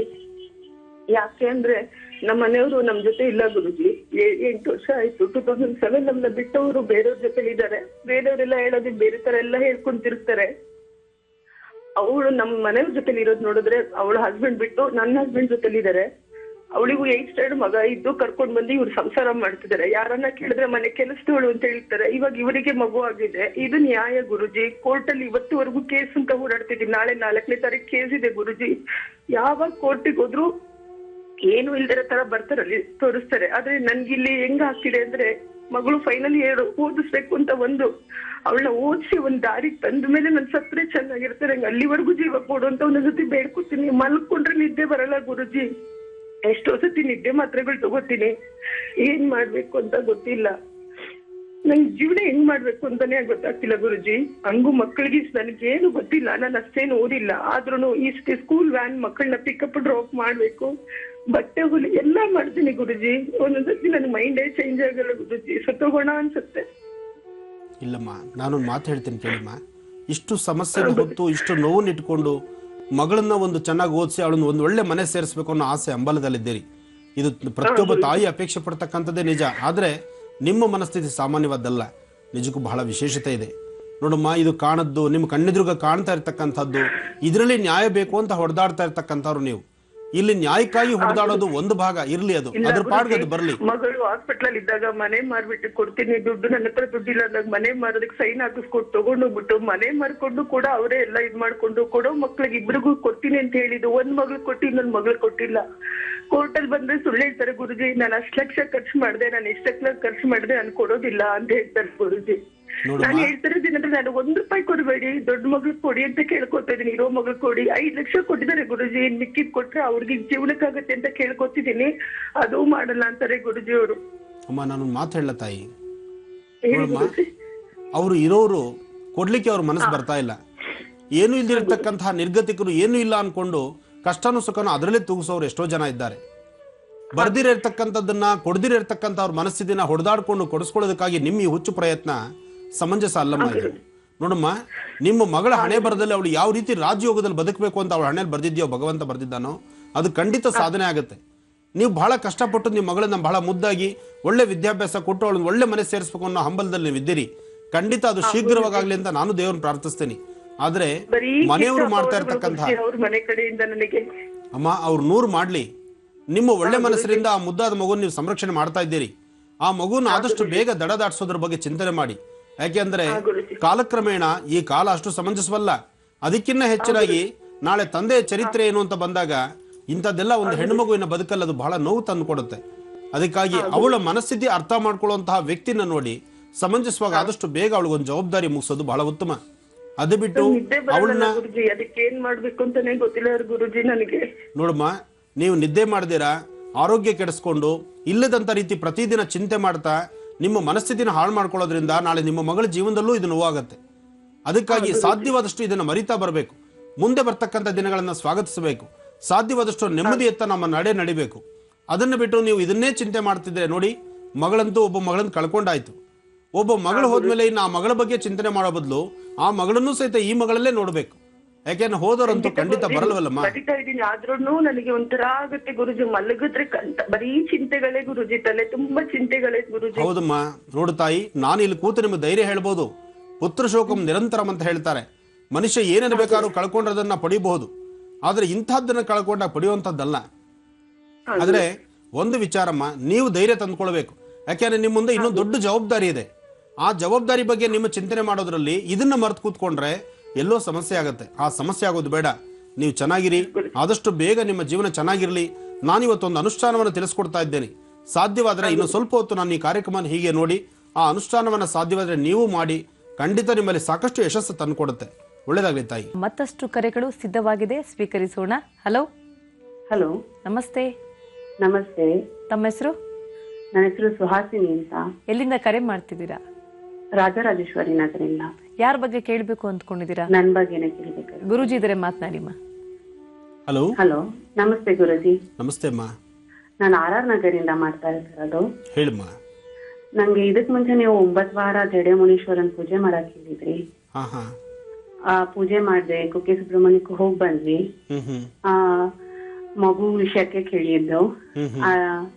ಅವಾಗ ನೀವು 9 ವಾರ ಪೂಜೆ ಮಾಡಕ್ ಹೇಳಿದ್ಮೇಲೆ ಮಾಡಿ ಆಯ್ತು, 4-5 ತಿಂಗಳಾಯ್ತು. ಡಾಕ್ಟರ್ ತೋರಿಸಿದ್ರೆ ಏನು ಪ್ರಾಬ್ಲಮ್ ಇಲ್ಲ ಅಂತಾರೆ, ಟ್ಯಾಬ್ಲೆಟ್ಸ್ ಬರ್ಕೊಡ್ತಾರೆ. ನಂಗ್ ಮಗು ಆಗುತ್ತಾ ಇಲ್ವಾ? ಆಗುತ್ತೆ ಅನ್ನೋದಾದ್ರೆ ಯಾವಾಗ ಆಗುತ್ತೆ? ನಿಮಗೆ ಸಂತಾನದ ಬಗ್ಗೆ ಒಂದು ಪ್ರಶ್ನೆ ಮುಂದಿಟ್ಟಿದ್ದೀರಿ ಅಷ್ಟೇ ಅಲ್ವಾ? ಈಗಲೂ ಹೇಳ್ತಾ ಇದ್ದೀನಿ ತಾಯಿ, ನಿಮ್ಮ ಗರ್ಭದಲ್ಲಿ ಯಾವುದೇ ದೋಷ ಇಲ್ಲ, ಖಂಡಿತ ಕಾರ್ಯಸಿದ್ಧಿ ಆಗುತ್ತೆ. ವಿಳಂಬ ಇರಬಹುದು, ಕೆಲವರು ಜಾತಕಗಳಲ್ಲಿ ಹಾಗೇನೆ ಗುರುಬಲ ಇಲ್ದಿದ್ರು ಅಥವಾ ಸಂತಾನಕ್ಕೆ ಸಂಬಂಧಪಟ್ಟಂತ ಸಮಂಜಸವಾದಂಥ ಕಾಲವಲ್ಲದಿದ್ರು ಈ ತರಹ ಆಗಿರ್ಬೋದು. ಆದರೆ ಒಂದು ಸತ್ಯಾಂಶ ತಿಳಿಸ್ತಾ ಇದ್ದೇನೆ, ನಿಮ್ಮ ಸ್ವರತರಂಗ ಪ್ರಕಾರ ಖಂಡಿತ ಸಂತಾನ ಆಗೇ ಆಗುತ್ತೆ. ಯಾವುದೇ ವೈದ್ಯರ ಬಳಿ ನೀವು ಹೇಳಿದ್ರು ನಿಮ್ಮದೇನು ಕಿಂಚಿತ್ತು ತಪ್ಪಿಲ್ಲ, ನಿಮ್ಮಲ್ಲಿ ಯಾವುದೇ ತರಹ ಅಸಮಾಧಾನ ಇಲ್ಲ ಅಂತಾನೆ ಹೇಳ್ತಾರೆ ವಿನಃ ಇದ್ರ ಬಗ್ಗೆ ಯಾವುದೇ ಇಂಥ ಸಮಸ್ಯೆ ಇದೆ ಇದಕ್ಕೆ ಮೆಡಿಸಿನ್ ತಗೊಳ್ಳಿ ಅಂತ ಯಾರೂ ಹೇಳೋದಿಲ್ಲ. ನಿಮ್ಮ ಪ್ರೆಷರ್ ಕೊಟ್ಟರೆ ಅಯ್ಯೋ ನನಗೆ ಆಗಲೇಬೇಕು, ಈ ಥರ ಏನೋ ನನ್ನ ಸಮಸ್ಯೆ ಇದೆ ಅಂತ ನಿಮ್ಮ ಮನಸ್ಸಲ್ಲಿ ಇರ್ತಕ್ಕಂಥದ್ದನ್ನು ಹೋಗ್ಲಾಡಿಸ್ಲಿಕ್ಕೆ ಒಂದಿಷ್ಟು ಟ್ಯಾಬ್ಲೆಟ್ಸ್ ಕೊಡಬಹುದು ನಿಮಗೆ. ಆದರೆ ಒಂದು ಹೇಳ್ತಾ ಇದ್ದೇನೆ, ನಿಮ್ಮ ಗರ್ಭದಲ್ಲಿ ಯಾವುದೇ ದೋಷ ಇಲ್ಲ ತಾಯಿ, ಸ್ವಲ್ಪ ದಿವಸ ಕಾಯಿರಿ, ಖಂಡಿತ ಕಾರ್ಯಸಿದ್ಧಿ ಆಗುತ್ತೆ. ಧನ್ಯವಾದ ಸುಹಾಸಿನಿಯವರೇ ಕರೆಯನ್ನ ಮಾಡಿದಕ್ಕಾಗಿ. ಮತ್ತೊಂದು ಕರೆಯನ್ನ ಸ್ವೀಕರಿಸೋಣ. ಹಲೋ. ನಮಸ್ತೆ. ನಮಸ್ತೆ ಮೇಡಮ್. ತಮ್ಮ ಹೆಸರು? ಬೇಡ ಮೇಡಮ್. ಎಲ್ಲಿಂದ ಕರೆ ಮಾಡ್ತಿದ್ದೀರಾ? ಚಾಮರಾಜನಗರದಿಂದ. ಯಾರ ಬಗ್ಗೆ ಕೇಳಬೇಕು ಅಂದ್ಕೊಂಡಿದ್ದೀರಮ್ಮ? ನನ್ನ ಬಗ್ಗೆನೇ ಕೇಳಬೇಕಿತ್ತು ಮೇಡಮ್. ಗುರುಜಿ ಇದ್ದಾರೆ, ಮಾತನಾಡಿ, ನಿಮ್ಮ ಸಮಸ್ಯೆ ಹೇಳ್ಕೊಳ್ಳಿ. ನಮ್ಮ ನಮಸ್ತೆ ಗುರುಜಿ. ನಮಸ್ತೆ ತಾಯಿ, ಹೇಳಮ್ಮ. ನಮ್ಗೆ ಇನ್ನೇನು ಒಂದು 30 ವರ್ಷ ಆಗಿರ್ಬೋದು. ಮದ್ವೆ ಆಗಿ 15 ವರ್ಷ ಆಯ್ತು. ಆಗಿಂದನೂ ಬರೀ ಅಳೋ ಅನ್ನೋದೇ ನಾನು ನೋಡ್ಕೊಂಡ್ ಬಂದಿದ್ದೀನಿ. ಸಾಯೋವರೆಗೂ ಅಳ್ತಾನೆ ಇರ್ಬೇಕು ಅಥವಾ ಒಂದಿನ ಆದ್ರೂ ನಗ್ತೀನ ಅಂತ ತಿಳ್ಕೊಬೇಕಾಗಿತ್ತು ಬುದ್ಧಿ. ನೋಡಮ್ಮ, ನಗು ಅಂತಕ್ಕಂಥದ್ದನ್ನ ನಮಗ್ ನಾವು ತಂದ್ಕೊಳ್ಬೇಕಮ್ಮ. ಪರಿಸರ ನಗು ತಂದ್ಕೊಡಲ್ಲ ತಾಯಿ. ಯಾಕೆಂದ್ರೆ ಪರಿಸರದಲ್ಲಿ ಮಾತಾಡಿರೋದ್ರಲ್ಲಿ ಏನ್ ಪ್ರಾಬ್ಲಮ್ ಇದೆ, ನಾನು ಏನ್ ಅನ್ಭವಿಸ್ತಾ ಇದ್ದೀನಿ ಅನ್ನೋದು ಗೊತ್ತಾಗಿರುತ್ತೆ ಅನ್ಕೊಂತೀನಿ. ನನ್ಗೆ ಒಳ್ಳೇದಾಗುತ್ತಾ ಅಂತ ಹೇಳಕ್ ಆಗುತ್ತಾ ಬುದ್ಧಿ? ಖಂಡಿತ ನೀನ್ ಚೆನ್ನಾಗಿರ್ತೆ ತಾಯಿ. ನೀವು ಅನುಕೂಲ ಆಗುತ್ತೆ, ನೀವು ಚೆನ್ನಾಗಿರ್ತೀರಿ, ಆ ಭರವಸೆ ನನಗಿದೆ. ಆಲೋಚನೆ ಮಾಡಬೇಡಿ. ಆದರೂ ನಿನ್ನ ಮನಸ್ಸನ್ನು ಗಟ್ಟಿ ಮಾಡಿಕೊಂಡು ಸಾಧ್ಯವಾದಷ್ಟು ನಿನ್ನ ಪರಿಸರದಲ್ಲಿ ಏನು ಸಮಸ್ಯೆ ಅಂತ ನನಗೆ ಅರ್ಥ ಆಯಿತು. ಆದರೆ ಆ ಸಮಸ್ಯೆನೇ ನೀನು ದೊಡ್ಡದಾಗ ಅದನ್ನೇ ಮನಸ್ಸಲ್ಲಿ ಇಟ್ಕೊಂಡ್ರೆ ಇರ್ತಕ್ಕಂಥ ಕ್ಷಣಗಳು ಹಾಳು ಮಾಡ್ಕೊಂಡ್ಬಿಡ್ತೀರಿ. ಆದ್ರೆ ನನಗೆ ತಾಯಿ ಪ್ರೀತಿ ಇಲ್ಲ, ಗಂಡನ ಪ್ರೀತಿ ಇಲ್ಲ, ಯಾರಾದ್ರೂ ನಂಬ್ತಾರೆ ಮತ್ತೆ ಮೋಸ ಮಾಡ್ತಾರೆ. ಈಗ ಇದೇ ನನ್ನ ಜೀವನ ಆಗೋಗಿದೆಯಲ್ಲ. ನನ್ಗೆ ಈ ಪ್ರಪಂಚದಲ್ಲಿ ಯಾರು ಒಳ್ಳೆಯವ್ರನ್ನವ್ರೆ ಇಲ್ವಾ? ಆಗ್ಲಿ ಖಂಡಿತ ಆ ದಿನಗಳು ಬರುತ್ತೆ, ಒಳ್ಳೇದನ್ನ ಬಂದೇ ಬರುತ್ತೆ. ನೋಡಮ್ಮ, ನಿನ್ನೊಳಗೆ ಒಳ್ಳೆತನ ಅಂತಕ್ಕಂಥದ್ದು ಇದೆಯಲ್ಲ ತಾಯಿ, ನಿನ್ನೊಳಗೆ ಒಂದಿಷ್ಟು ಒಳ್ಳೇದಕ್ಕೆ ಅದಕ್ಕೆ ತಕ್ಕನಾದಂತಹ ಮೌಲ್ಯ ಖಂಡಿತ ಭಗವಂತ ಕೊಟ್ಟೆ ಕೊಡ್ತಾನೆ. ಯಾವತ್ತೂ ಮಾಡಿದೆ ಅಂತ ಈ ತರ ನನಗೆ ಮೋಸ ಆಗ್ತಾ ಇದೆ ಪದೇ ಪದೇ ಬುದ್ಧಿ. ಮುಂದಕ್ಕಾದ್ರೂ ನನ್ಗೆ ನನ್ನವರು ಅಂತ ಯಾರು ಇರ್ತಾರೆ ನನ್ನ ಜೊತೆಗೆ ಹೋಗ್ಲಿ, ಯಾರಿಗೋಸ್ಕರ ಬದುಕ್ಬೇಕು ಹೋಗ್ಲಿ ನಾನು ಇವಾಗ. ನೋಡಮ್ಮ, ನಿನ್ನ ಪರಿಸರವನ್ನೇ ನಿನ್ನ ನಂಬಬೇಕು. ನಿನ್ನ ಪರಿಸರನೇ ನಿನಗೆ ದಾರಿ ತೋರಿಸ್ತಕ್ಕಂತಹದ್ದು. ಕೆಲವು ಸತಿ ನಮಗೆ ಗೊತ್ತಿದ್ದೋ ಗೊತ್ತಿಲ್ಲದಿರೋ ನಾವು ಮಾಡಿರ್ತಕ್ಕಂಥ ಕೆಲವು ಪ್ರಾರಬ್ಧ ಕರ್ಮ ತಪ್ಪುಗಳಿಗೆ ಈ ಜನ್ಮದಲ್ಲಿ ಈ ಶಿಕ್ಷೆ ನಮಗಿದ್ದೇ ಇರುತ್ತೆ. ಆದರೂ ಒಂದು ಹೇಳ್ತಾ ಇದ್ದೀನಿ ತಾಯಿ, ಇಲ್ಲಿವರೆಗೂ ನೀನು ಏನೇ ಕಷ್ಟಗಳನ್ನು ನೋಡಿದ್ರು ಇನ್ನೊಂದು 4 ತಿಂಗಳ ನಂತರ ನೀನು ಖಂಡಿತ ಚೆನ್ನಾಗಿರ್ತೀಯ ತಾಯಿ, ಚೆನ್ನಾಗಿರ್ತೀಯ. ಯಾವುದೇ ಥರ ತೊಂದರೆ ಇಲ್ಲ. ಅಧೈರ್ಯ ಪಡೋದು ಬೇಡ. ಅಧೈರ್ಯ ಪಟ್ಟು ಪ್ರತಿ ದಿವಸ ಕಣ್ಣ ನೀರು ಹಾಕಿ ಇನ್ನಷ್ಟು ಸಮಸ್ಯೆ ತಂದುಕೊಳ್ಳೋದಕ್ಕಿನ್ನ ಇರ್ತಕ್ಕಂಥ ಕ್ಷಣಗಳಲ್ಲೇ ಆದಷ್ಟು ಸುಖ, ಸಂತೋಷ, ನೆಮ್ಮದಿಗೆ ನೀನು ಪ್ರಯತ್ನ ಪಡಬೇಕು. ಆದಷ್ಟು ಒಳ್ಳೆಯದ್ರ ಬಗ್ಗೆ ಚಿಂತನೆ ಮಾಡಬೇಕು. ಖಂಡಿತ ಒಳ್ಳೆಯದಾಗತ್ತೆ. ಧೈರ್ಯವಾಗಿರಮ್ಮ. ಧನ್ಯವಾದಗಳು ಕರೆಯನ್ನ ಮಾಡಿದ್ದಕ್ಕಾಗಿ. ಮತ್ತೊಂದು ಕರೆ ಸಿದ್ಧವಾಗಿದೆ, ಸ್ವೀಕರಿಸೋಣ. ಹಲೋ. ಹಲೋ, ನಮಸ್ಕಾರ. ನಮಸ್ತೆ, ತಮ್ಮ ಹೆಸರು? ನನ್ನ ಹೆಸರು ಬಸವರಾಜ್ ಅಂತ. ಎಲ್ಲಿಂದ ಕರೆ ಮಾಡ್ತಿದ್ದೀರಾ ಬಸವರಾಜ್ ಅವರೇ? ನಾವು ಬೆಂಗಳೂರಿಂದ. ಬೆಂಗಳೂರಿಂದ. ಯಾರ ಬಗ್ಗೆ ಕೇಳಬೇಕು ಅಂದ್ಕೊಂಡಿದ್ದೀರಾ? ನಮ್ಮ ಬಗ್ಗೆ ಮತ್ತು ನಮ್ಮ ಮಿಸಸ್ ಬಗ್ಗೆ ಬೇಕಾಗಿತ್ತು. ಸರಿ, ಗುರುಜಿ ಇದ್ದಾರೆ, ಮಾತನಾಡಿ. ನಮಸ್ಕಾರ ಗುರುಜಿ ಅವರೇ. ಹಲೋ, ಹೇಳಿಪ್ಪ. ಹಲೋ, ನಮಸ್ಕಾರ ಗುರುಜಿ ಅವರಿಗೆ. ನಮಸ್ಕಾರ, ಹೇಳಿ. ನನ್ನ ಹೆಸರು ಬಸವರಾಜ್ ಅಂತ ಸರ್. ಹಾ. ನಮ್ಮ ಡೇಟ್ ಆಫ್ ಬರ್ತ್ 2/5/86. ನಮ್ಮ ಜನ್ಮ ನಮ್ಮ ಗಂಗಾಧರ ಅಂದ್ಬಿಟ್ಟು. ನಮಗೆ ತಾಪತ್ರಗಳು ಜಾಸ್ತಿ ಬರ್ತಾ ಇದ್ದಾವೆ ಗುರುಜಿ ಅವರೇ. ಕೆಲಸಗಳು ಕೈಗೂಡ್ತಾ ಇಲ್ಲ. ಆಮ್ಯಾಗ ಮದುವೆ ಆಗಿ 2 ವರ್ಷ ಆಯ್ತು ಗುರುಜಿ. ಮದುವೆ ಇದು ಮಕ್ಕಳಾಗಿಲ್ಲ ಇನ್ನು. ಅದಕ್ಕೆ ನಿಮ್ ಸ್ವಲ್ಪ ನೋಡಪ್ಪ, ನಿನ್ನ ಸ್ವರತರಂಗ ಪ್ರಕಾರ ನಿನ್ನ ಎಲ್ಲಾ ಸಮಸ್ಯೆಗಳಿಗೂ ಪರಿಹಾರ ಅಂತಕ್ಕಂಥದ್ದು ಅತಿ ಶೀಘ್ರದಲ್ಲೇ ಇದೆ. ಚಿಂತೆ ಮಾಡೋದು ಬೇಡ. ಆದರೂ ಈ ವರ್ಷ ಫಲ ನಾಳೆ ಬರ್ತಕ್ಕಂತಹ ಯುಗಾದಿ ಹಬ್ಬದವರೆಗೂ, ಅಂದರೆ ಮುಂದಿನ ಯುಗಾದಿ ತನಕ ಅಂತಹ ಒಂದು ಒಳ್ಳೆ ಫಲಗಳೇನಿಂದಲ್ಲ. ಅದರಿಂದ ಈಗಾಗಲೇ ಸಮಸ್ಯೆ ಅಂತಕ್ಕಂಥದ್ದು ಕಳೆದ 1 ವರ್ಷ 3 ತಿಂಗಳಿಂದಲೂ ಸಮಸ್ಯೆ ನೋಡ್ತಾ ಇದೆಯಾ.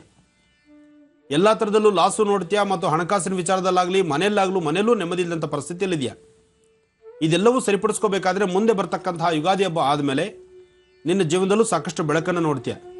ಅಲ್ಲಿವರೆಗೂ ನೀನು ಮಾಡಬೇಕಾದ್ದು, ಇವತ್ತು ಹುಣ್ಣಿಮೆ ಇದೆ, ಇನ್ನು ಮುಂದೆ ಬರ್ತಕ್ಕಂತಹ ಹುಣ್ಣಿಮೆ ದಿನಗಳಲ್ಲಿ ಯಾವುದಾದ್ರು ಒಂದು ದೇವಿ ದೇವಸ್ಥಾನದಲ್ಲಿ ಕಬ್ಬಿನ ಹಾಲಿಂದ ಅಭಿಷೇಕ ಮಾಡಿಸಿ ಪ್ರಾರ್ಥನೆ ಮಾಡೋದ್ರಿಂದ ಇರ್ತಕ್ಕಂಥ ಸಂಕಷ್ಟಗಳಿಂದ ಮುಕ್ತರಾಗ್ತೀಯ, ನೆಮ್ಮದಿ ಸಿಗುತ್ತೆ.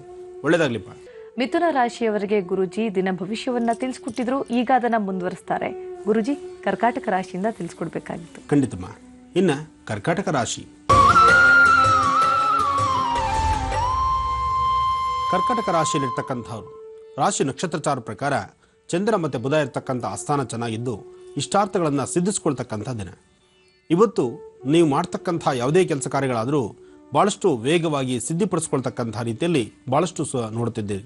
ಜೊತೆಗೆ ಭೂಮಿಗೆ ಸಂಬಂಧಪಟ್ಟ ವಿಚಾರದಲ್ಲೂ ಸಹಿತ ಸಾಕಷ್ಟು ಆಸಕ್ತರಾಗಿದ್ದೀರಿ. ಹೊಸದಾಗಿ ಭೂಮಿ ಖರೀದಿಗಾಗಲಿ ಅಥವಾ ಇರ್ತಕ್ಕಂಥ ಭೂಮಿನ ಅಭಿವೃದ್ಧಿಪಡಿಸೋದಕ್ಕಾಗಲಿ ಅಥವಾ ಮನೆಗೆ ಬೇಕಾದಂಥ ಅಲಂಕಾರ ಸಾಮಗ್ರಿಗಳ ಬಗ್ಗೆ ಚಿಂತನೆ ಮಾಡ್ತಕ್ಕಂಥದ್ದಾಗಲಿ, ಹೀಗೆ 10 ಹಲವಾರು ವಿಭಿನ್ನವಾಗಿ ಆಲೋಚನೆ ಮಾಡತಕ್ಕಂಥ ದಿನ ಇವತ್ತು ನಿಮ್ಮ ಭವಿಷ್ಯದಲ್ಲಿದೆ. ಜೊತೆಗೆ ಗುರುಚಂದ್ರ ಯೋಗ ನಿಮ್ಮದಾದ್ರಿಂದ ಅಧೈರ್ಯ ಪಡುವಂಥದ್ದಿಲ್ಲ, ಧೈರ್ಯವಾಗಿ ಸಾಧನೆ ಮಾಡಬಹುದು. ಇನ್ನು ಸಿಂಹರಾಶಿ.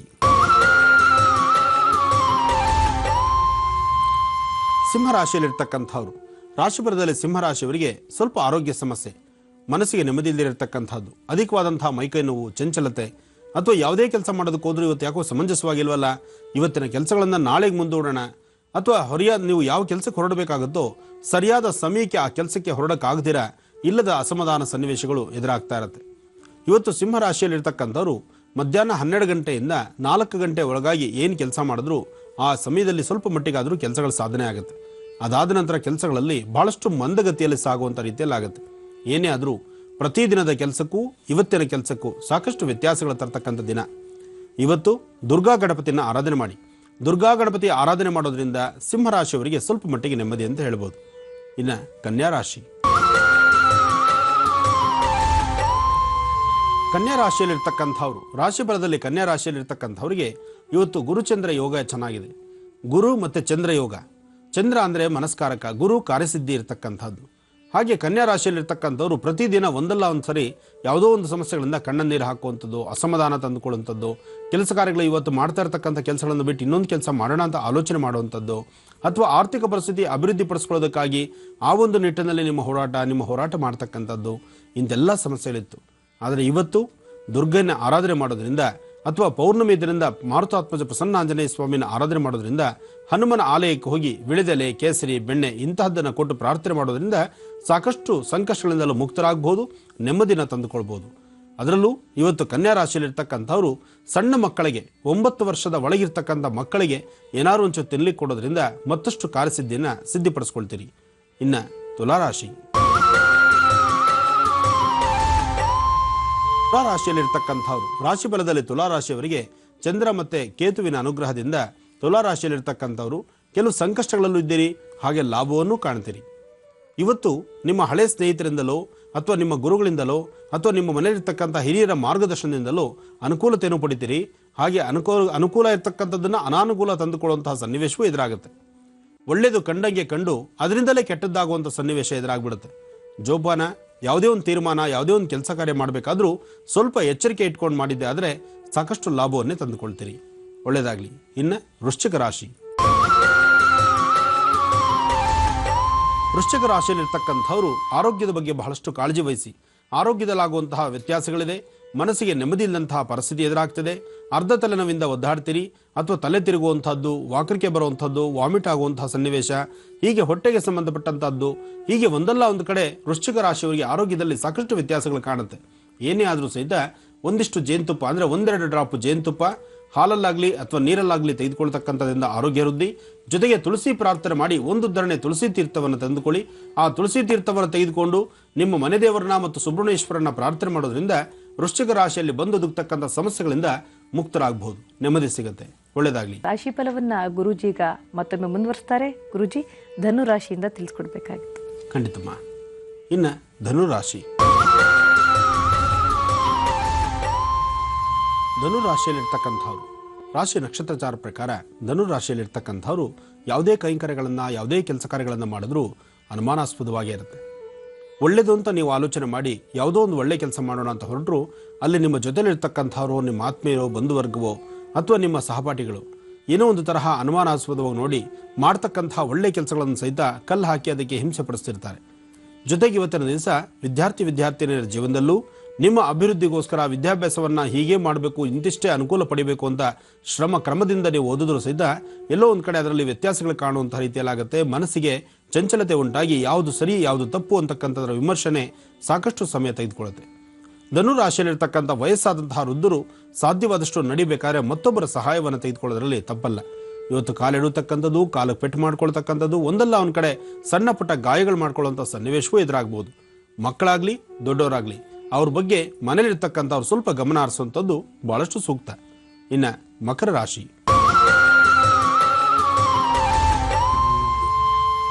ಮಕರ ರಾಶಿಯಲ್ಲಿರ್ತಕ್ಕಂಥವ್ರು, ರಾಶಿ ಫಲದಲ್ಲಿ ಮಕರ ರಾಶಿಯವರಿಗೆ ಚಂದ್ರ ಇರ್ತಕ್ಕಂಥ ಆಸ್ಥಾನ ಅಷ್ಟು ಸಮಂಜಸಬದ್ದಲ್ಲ. ನಿಮ್ಮ ಮನಸ್ಸು ಬಹಳ ಚಂಚಲತೆಯಿಂದ ಇದ್ದು ಮಾಡಬೇಕಾದ ಕೆಲಸಗಳನ್ನು, ಕೈಂಕರ್ಯಗಳನ್ನು ಯಾವುದೂ ಸರಿಸಮಾನವಾಗಿ ಮಾಡೋಕ್ಕಾಗದಂಥ ಪರಿಸ್ಥಿತಿ. ನಿಮ್ಮ ಆತ್ಮೀಯರು, ಹಳೆ ಸ್ನೇಹಿತರು ಅಥವಾ ಬಹಳ ಬೇಕಾಗಿರ್ತಕ್ಕಂಥವ್ರು ಅಥವಾ ನಿಮ್ಮ ಬಂಧುಗಳು, ಅವ್ರಿಗಾಗ್ತಕ್ಕಂತಹ ಕೆಲವು ನೋವುಗಳು, ಅವ್ರಿಗಾಗ್ತಕ್ಕಂಥ ಕೆಲವು ಸಮಸ್ಯೆಗಳ ಬಗ್ಗೆ ನಿಮ್ಮ ಚಿಂತನೆ ಇರುತ್ತೆ. ಆದರೆ ಯಾವುದೇ ರೀತಿಯ ಸಹಾಯ ಮಾಡೋಕ್ಕಾಗದಂಥ ಪರಿಸ್ಥಿತಿಯಲ್ಲಿ ತಾವಿರ್ತೀರಿ. ಆರ್ಥಿಕ ಪರಿಸ್ಥಿತಿ ಇರ್ಬೋದು, ವ್ಯವಹಾರಿಕವಾಗಿರ್ಬೋದು, ಅಥವಾ ಇನ್ನೊಬ್ಬರ ಕಷ್ಟ ನೋಡಿ ಆ ಕಷ್ಟಕ್ಕೆ ಸ್ಪಂದಿಸಬೇಕು ಅನ್ನೋ ಗುಣ ಮಾತ್ರ ನಿಮ್ಮದಾಗಿರುತ್ತೆ ವಿನಃ ಸ್ಪಂದಿಸಿ ಅದಕ್ಕೆ ಬೇಕಾದ ಸಹಾಯ ಮಾಡಲಿಕ್ಕೆ ಆಗೋದಿಲ್ಲ. ಕಾರಣ ನಿಮ್ಮ ಪರಿಸರದಲ್ಲಿ ನಿಮ್ಮದೇ ಆದಂಥ ಸರಹದ್ದಲ್ಲಿ ಇನ್ನೊಂಥರ ಸಮಸ್ಯೆಗಳನ್ನು ನೀವು ನೋಡ್ತಾ ಇರ್ತೀರಿ. ಹಾಗೆ ಮಕರ ರಾಶಿಯಲ್ಲಿರ್ತಕ್ಕಂಥವ್ರು ಆರೋಗ್ಯದ ಬಗ್ಗೆ ಸ್ವಲ್ಪ ಕಾಳಜಿ ವಹಿಸಬೇಕು. ನಿಮ್ಮ ಆರೋಗ್ಯದಲ್ಲೂ ಸಾಕಷ್ಟು ವ್ಯತ್ಯಾಸಗಳು ಕಂಡು ಶೀತಬಾಧೆಯಿಂದ ನರಳುವಂಥದ್ದಾಗಲಿ, ಅರ್ಧ ತಲೆನೋವಿಂದ ಒದ್ದಾಡ್ತಕ್ಕಂಥದ್ದಾಗಲಿ, ಅಥವಾ ಕಣ್ಣು ಉರಿ ಬರ್ತಕ್ಕಂಥದ್ದು, ಕಣ್ಣುಗಳ ಸಮಸ್ಯೆ ಕಾಣಿಸುವಂಥದ್ದು ಸಹಿತ ಇವತ್ತು ಮಕರ ರಾಶಿಯವರಿಗಿದೆ. ಸ್ವಲ್ಪ ಎಚ್ಚರಿಕೆ ಇರಲಿ. ಏನೇ ಆದರೂ ಈ ಸಮಸ್ಯೆಗಳ ಮಧ್ಯದಲ್ಲಿ ಒಂದಿಷ್ಟು ಕೆಂಪು ಪುಷ್ಪಗಳಿಂದ ದೇವಿಯ ಆರಾಧನೆ ಮಾಡೋದ್ರಿಂದ ಬರ್ತಕ್ಕಂಥ ಸಂಕಷ್ಟಗಳಿಂದ ಮುಕ್ತರಾಗಬಹುದು. ಒಳ್ಳೆಯದಾಗಲಿ. ಇನ್ನು ಕುಂಭರಾಶಿ. ಕುಂಭರಾಶಿಯಲ್ಲಿರ್ತಕ್ಕಂಥವ್ರು ಕುಂಭರಾಶಿ, ಕುಂಭಲಗ್ನ. ಕುಂಭರಾಶಿ ರಾಶ್ಯಾಧಿಪತಿ ಶನೇಶ್ವರ. ಆದರೂ ಇವತ್ತು ಶನೇಶ್ವರನ ಆರಾಧನೆಯೂ ಬೇಕು. ಜೊತೆಗೆ ಇವತ್ತು ಪ್ರಸನ್ನ ಆಂಜನೇಯ ಸ್ವಾಮಿ ಆರಾಧನೆ ಮಾಡೋದ್ರಿಂದ ಕುಂಭರಾಶಿಯಲ್ಲಿ ಬರ್ತಕ್ಕಂಥ ಸಮಸ್ಯೆಗಳಿಂದ ನೆಮ್ಮದಿ ತಂದುಕೊಳ್ಬೋದು. ಜೊತೆಗೆ ಯಾವುದೇ ಸಮಸ್ಯೆಗಳಾದರೂ ಆ ಸಮಸ್ಯೆಗಳಿಗೆ ಸೂಕ್ತ ಪರಿಹಾರವನ್ನು ಆಗಿಂದಾಗಲೇ ಕಂಡುಕೊಳ್ತಾ ಇರ್ತೀರಿ. ಏನೇ ಆದರೂ ನೀವು ಮಾಡ್ತಕ್ಕಂಥ ಅನುಷ್ಠಾನ, ನಿಮ್ಮ ಪೂಜಾ ಫಲ ಅಥವಾ ನಿಮ್ಮ ಮನೆಯಲ್ಲಿರ್ತಕ್ಕಂಥ ಹಿರಿಯರ ಆಶೀರ್ವಾದದೊಂದಿಗೆ ನಿಮ್ಮ ಜೀವನದಲ್ಲಿ ಒಂದಿಷ್ಟು ಯಶಸ್ಸನ್ನು ಕಾಣ್ತಾ ಇರ್ತೀರಿ. ಏನೇ ಆದರೂ ಮುಂದಿನ ತಿಂಗಳಿನವರೆಗೂ ಅಂದರೆ ಇನ್ನೂ 1 ತಿಂಗಳು ಅಷ್ಟೊಂದು ಸರಿಸಮಾನವಾದಂಥ ಭವಿಷ್ಯತ್ತು ಕುಂಭರಾಶಿಯವರದಲ್ಲ. ಆದರೆ ಕುಂಭರಾಶಿಯಲ್ಲಿರ್ತಕ್ಕಂಥವರು ಶನೇಶ್ವರನ ಪ್ರಾರ್ಥನೆ ಮಾಡಬೇಕು. ಶನ್ನೋ ದೇವೀರಭಿಷ್ಟೇ ಆಪೋ ಭವಂತು ವೇದೇಂ ಶ್ರೀಯೋರಭಿಷ್ಟವಂತರ ಶನೇಶ್ವರಾಯ ನಮಃ. ಅಥವಾ ಮಹಾವಿಷ್ಣು ಲಕ್ಷ್ಮೀ ವೆಂಕಟೇಶ್ವರನ ಪ್ರಾರ್ಥನೆ ಮಾಡಿ ಕಲ್ಯಾಣಾದ್ಭುತ ಗಾತ್ರಾಯ ಕಾಮಿಧಾರ್ಥ ಪ್ರದಾಯಿನಿ ಶ್ರೀಮದ್ ವೆಂಕಟನಾಥಾಯ ಶ್ರೀನಿವಾಸಾಯ ಮಂಗಳಂ. ಈ ಪ್ರಕಾರವಾಗಿ ಶ್ರೀನಿವಾಸನ ಆರಾಧನೆ ಮಾಡಿದ್ರೂ ಇಷ್ಟಾರ್ಥವನ್ನು ಸಿದ್ಧಿಸ್ಕೊಳ್ತೀರಿ. ಇವತ್ತಿನ ದಿವಸ ತಪ್ಪದೀರ ಇವತ್ತು ನಾನು ನಿಮಗೆ ತಿಳಿಸುವಂತಹ ಒಂದು ಅನುಷ್ಠಾನವನ್ನು ಕುಂಭರಾಶಿಯವರು ತಪ್ಪದೀರ ಇವತ್ತು ಈ ಅನುಷ್ಠಾನವನ್ನು ಮಾಡಿ ಕಾರ್ಯಸಿದ್ಧಿ ಪಡೀರಿ. ಇರ್ತಕ್ಕಂಥ ಶತ್ರುಬಾಧೆ ಆಗಲಿ, ಆರ್ಥಿಕ ಪರಿಸ್ಥಿತಿಯಲ್ಲಿ ಅಭಿವೃದ್ಧಿ ಆಗಲಿ, ಅಥವಾ ನಿಮ್ಮ ಮನಸ್ಸನ್ನು ಶಾಂತಿಪಡಿಸ್ಕೊಳ್ತಕ್ಕಂಥ ನಿಟ್ಟಿನಲ್ಲೂ ಸಹಿತ ಈ ಅನುಷ್ಠಾನವನ್ನು ಶ್ರದ್ಧಾಭಕ್ತಿಯಾಗಿ ತಾವು ಮಾಡಿದ್ದೇ ಆದರೆ ಸಾಕಷ್ಟು ಲಾಭವನ್ನೇ ತಂದುಕೊಳ್ತೀರಿ. ಇನ್ನು ಕಡೆ ರಾಶಿ ಮೀನರಾಶಿ. ಮೀನರಾಶಿಯಲ್ಲಿರ್ತಕ್ಕಂಥವ್ರು ರಾಶಿ ಫಲದಲ್ಲಿ ಮೀನರಾಶಿಯಲ್ಲಿರ್ತಕ್ಕಂಥವ್ರಿಗೆ ಮನಸ್ಸು ತುಂಬ ಚಂಚಲ ಇದೆ. ಆ ಚಂಚಲತೆ ಇರೋದ್ರಿಂದ ಯಾವುದೇ ಒಂದು ಕೆಲಸವನ್ನು ಸಹಿತ ಪರಿಪೂರ್ತಿ ಮಾಡಲಿಕ್ಕೆ ಆಗದಂಥ ಪ್ರಸಂಗದಲ್ಲಿದ್ದೀರಿ. ಎಲ್ಲ ಕೆಲಸಗಳನ್ನೂ ಕೈ ಹಿಡಿತೀರಿ. ಯಾವುದೋ ಒಂದು ಕೆಲಸ ಮಾಡಿ ಅದರಲ್ಲಿ ಲಾಭ ಕಾಣಬೇಕು ಅಂಥೇಳಿ ಎಲ್ಲ ಕೆಲಸಗಳ ಕಡೆ ನಿಮ್ಮ ಗಮನ ಮಾತ್ರ ಇರುತ್ತೆ. ಆದರೆ ಕಾರ್ಯಸಿದ್ಧಿ ಇರೋದಿಲ್ಲ. ಮಾಡ್ತಕ್ಕಂಥ ಕೆಲಸಗಳಲ್ಲಿ ಇಲ್ಲದ ಸಮಸ್ಯೆ ನೋಡ್ತಿರ್ತೀರಿ. ಜೊತೆಗೆ ನಿಷ್ಠೂರ ಹೊತ್ಕೊಳ್ಳುವಂಥ ಪ್ರಸಂಗ ಸಾಕಷ್ಟು ಆಗ್ತಿರುತ್ತೆ. ಜೊತೆಗೆ ಈ ಮಧ್ಯದಲ್ಲಿ ಅಧಿಕವಾದಂಥ ರೀತಿ ಬೆನ್ನೋವಾಗಲಿ ಅಥವಾ ಆರೋಗ್ಯ ಸಮಂಜಸವಾಗಿಲ್ಲದಿರತಕ್ಕಂಥದ್ದಾಗಲಿ, ಮೀನು ಮಾಂಸಖಂಡಗಳು ನೋವು ಬರ್ತಕ್ಕಂಥದ್ದಾಗಲಿ, ಹೀಗೆ ಒಂದಲ್ಲ ಒಂದು ಕಡೆ ವ್ಯತ್ಯಾಸಗಳು ತಂದುಕೊಳ್ಳುವಂತಹ ದಿನ ಇವತ್ತು ನಿಮ್ಮದಾಗಿದೆ. ಅದರಿಂದ ಆದಷ್ಟು ನಿಮ್ಮ ಆರೋಗ್ಯದ ಕಡೆ ಲಕ್ಷ್ಯ ಕೊಟ್ಟು ಮಾಡಬೇಕಾದ ಕೆಲಸಗಳ ಕಡೆ ಸ್ವಲ್ಪ ಗಮನ ಕೊಡಿ. ಜೊತೆಗೆ ಸಾಧ್ಯವಾದರೆ ಕಪ್ಪು ಬಣ್ಣದ ಗೋವನ್ನು ಮುಟ್ಟಿ ನಮಸ್ಕಾರ ಮಾಡಿ ಆ ಗೋವಿಗೆ ಒಂದಿಷ್ಟು ಅಕ್ಕಿ, ಬೆಲ್ಲ, ಬಾಳೆಹಣ್ಣು ಕೊಟ್ಟು ಪ್ರಾರ್ಥನೆ ಮಾಡೋದ್ರಿಂದ ಮಂಗಳವಾರ, ಅನುರಾಧ ನಕ್ಷತ್ರ, ಹುಣ್ಣಿಮೆ ಇವತ್ತಿನ ದಿವಸ ಇವತ್ತು ಸತ್ಯನಾರಾಯಣನ ಅನುಗ್ರಹಕ್ಕೂ ಅಥವಾ ಮಹಾವಿಷ್ಣು ಪ್ರಾರ್ಥನೆಯೊಂದಿಗೆ ಅಥವಾ ತುಳಸಿಯಿಂದ ಅರ್ಚನೆ ಮಾಡಿಸುವಂತಹದ್ದು ಇಂಥ ಒಂದು ಕೈಂಕರ್ಯವನ್ನು ಮೀನರಾಶಿಯವರು ಮಾಡಿದ್ದೆ ಆದರೆ ಮತ್ತಷ್ಟು ಕಾರ್ಯಸಿದ್ಧಿ ಅನುಕೂಲತೆಯನ್ನು ಪಡಿತೀರಿ. ಒಳ್ಳೆಯದಾಗಲಿ. ಹೌದು, ರಾಶಿಗಳಲ್ಲಿ ಕೊನೆಯ ರಾಶಿ ಮೀನರಾಶಿ. ಮೀನರಾಶಿಯವರ ಆರೋಗ್ಯದಲ್ಲಿ ಏರುಪೇರಾಗುವ ಸಾಧ್ಯತೆ ಇರುತ್ತೆ. ಸ್ವಲ್ಪ ಎಚ್ಚರಿಕೆಯಿಂದ ಇರಿಂದ ಗುರುಜಿ ತಿಳಿಸ್ಕೊಡ್ತಾ ಇದ್ರು. ಈ ಮೂಲಕವಾಗಿ 12 ರಾಶಿಗಳ ದಿನ ಭವಿಷ್ಯವನ್ನು ತಿಳಿಸ್ಕೊಟ್ಟಿದ್ದಾರೆ. ಗುರುಜಿ, ಈಗಾಗಲೇ ನಮ್ಮ ವೀಕ್ಷಕರು ಅನುಷ್ಠಾನಕ್ಕೆ ಸಿದ್ಧತೆಯನ್ನು ಕೂಡ ಮಾಡ್ಕೊಂಡಿರ್ತಾರೆ, ಮತ್ತೆ ನೈವೇದ್ಯಕ್ಕೂ ಕೂಡ ಸಿದ್ಧತೆಯನ್ನು ಮಾಡ್ಕೊಂಡಿರ್ತಾರೆ. ಪೂಜಾ ಕ್ರಮವನ್ನು ತಿಳಿಸ್ಕೊಡ್ತೀರಾ ಅಂತ? ಖಂಡಿತಮ್ಮ. ಕ್ಲೀಮ್ ಅಂತ ಬರೆದಿರ್ತಕ್ಕಂತಹ 5 ರೇಖೆಗಳಿರ್ತಕ್ಕಂತಹ ನಕ್ಷತ್ರದಲ್ಲಿ 108 ಪುಷ್ಪಗಳನ್ನು, ಈ ಬಿಡಿ ಹೂಗಳನ್ನು ಅಂದರೆ ಒಂದೊಂದೇ ಹೂಗಳನ್ನು ಈ ಪ್ರಕಾರ ಒಂದೊಂದೇ ಹೂಗಳನ್ನು ಸ್ವಾಮಿಗೆ ಅರ್ಪಣೆ ಮಾಡ್ತಕ್ಕಂಥದ್ದು. ಶತ್ರುಬಾಧ ನಿವಾರಣೆಗೆ ಶತ್ರುಗಳ ಹೆಸರು ನೀವು ಹೇಳಬೇಕಾದ್ದಿಲ್ಲ. ನಿಮಗಿರ್ತಕ್ಕಂಥ ಶತ್ರುಗಳು ದೂರ ಆಗಿ ಅಥವಾ ಶತ್ರುಗಳು ಮಿತ್ರರನ್ನಾಗಿ ಮಾಡ್ಕೊಳ್ಳುವಂಥ ಒಂದು ವಿಶೇಷವಾದಂಥ ಕಾಯಕಲ್ಪ. ಈ ಪ್ರಕಾರವಾದಂಥ ಅನುಷ್ಠಾನವನ್ನು ಶ್ರದ್ಧಾಭಕ್ತಿಯಾಗಿ ಮಾಡಿ. ಆ ಶ್ರದ್ಧಾಭಕ್ತಿಯಾಗಿ ನೀವು ಮಾಡಬೇಕಾದ್ದು ಪೂರ್ವ ಅಥವಾ ಉತ್ತರಾಭಿಮುಖವಾಗಿ ಕೂತು ಅರ್ಚನೆ ಅಥವಾ ಸಂಕಲ್ಪವನ್ನು ಪ್ರಾರಂಭ ಮಾಡಿ. ಇವತ್ತು ನಾನು ಹೇಳಿರೋ ಪ್ರಕಾರ ಸಂಕಲ್ಪ ಅನುಷ್ಠಾನವನ್ನು ಮಾಡ್ತಕ್ಕಂಥದ್ದು. ಸಂಕಲ್ಪಕ್ಕೆ ವೇದ ಮಂತ್ರಗಳಾಗಲಿ ಅಥವಾ ಮಂತ್ರಭಾಗವಾಗಲಿ ಬರೋದಿಲ್ವಲ್ಲ ಅನ್ನೋ ಆಲೋಚನೆ ನಿಮಗೆ ಬೇಡ. ನಿಮ್ಮ ಮನೆಯಲ್ಲಿ ಪ್ರತಿ ದಿವಸ ಆರಾಧನೆ ಮಾಡ್ತಕ್ಕಂಥ ರೀತಿ ಭಗವಂತನ ಮುಂದೆ ಕೂತು ಶ್ರದ್ಧಾಭಕ್ತಿಯಾಗಿ ದೇವ್ರ ಮುಂದೆ ದೀಪ ಅಂಟಿಸಿ. ಫಸ್ಟು ದೀಪ ಅಂಟಿಸಿ ಒಂದು ಕಳಶಾರಾಧನೆ ಮಾಡಿ. ಕಳಶ ಅಂದರೆ ಪಂಚಪಾತ್ರೆ ಉದ್ಧರಣೆ ತೆಗೆದುಕೊಂಡು 3 ಸತಿ 3 ಉದ್ಧರಣೆ ತೀರ್ಥವನ್ನು ತೆಗೆದುಕೊಂಡು ಅದಾದ ನಂತರ ಒಂದಿಷ್ಟು ಅರಿಶಿನ ಕುಂಕುಮವನ್ನು ಗಣಪತಿ ಮೇಲೆ ಹಾಕಿ ಗಣಪತಿನ ಪ್ರಾರ್ಥನೆ ಮಾಡಿ. ಏಕದಂತಾಯ ವಿದ್ಮಹೇ ವಕ್ರತುಂಡಾಯ ಧೀಮಹಿ ತನ್ನೋ ದಂತೆ ಪ್ರಚೋದಯಾತ್. ಮಹಾಗಣಪತಿಯನ್ನು ಪ್ರಾರ್ಥನೆ ಮಾಡಿ ಗಣಪತಿಗೆ ಒಂದಿಷ್ಟು ಧೂಪ, ದೀಪ, ನೈವೇದ್ಯ.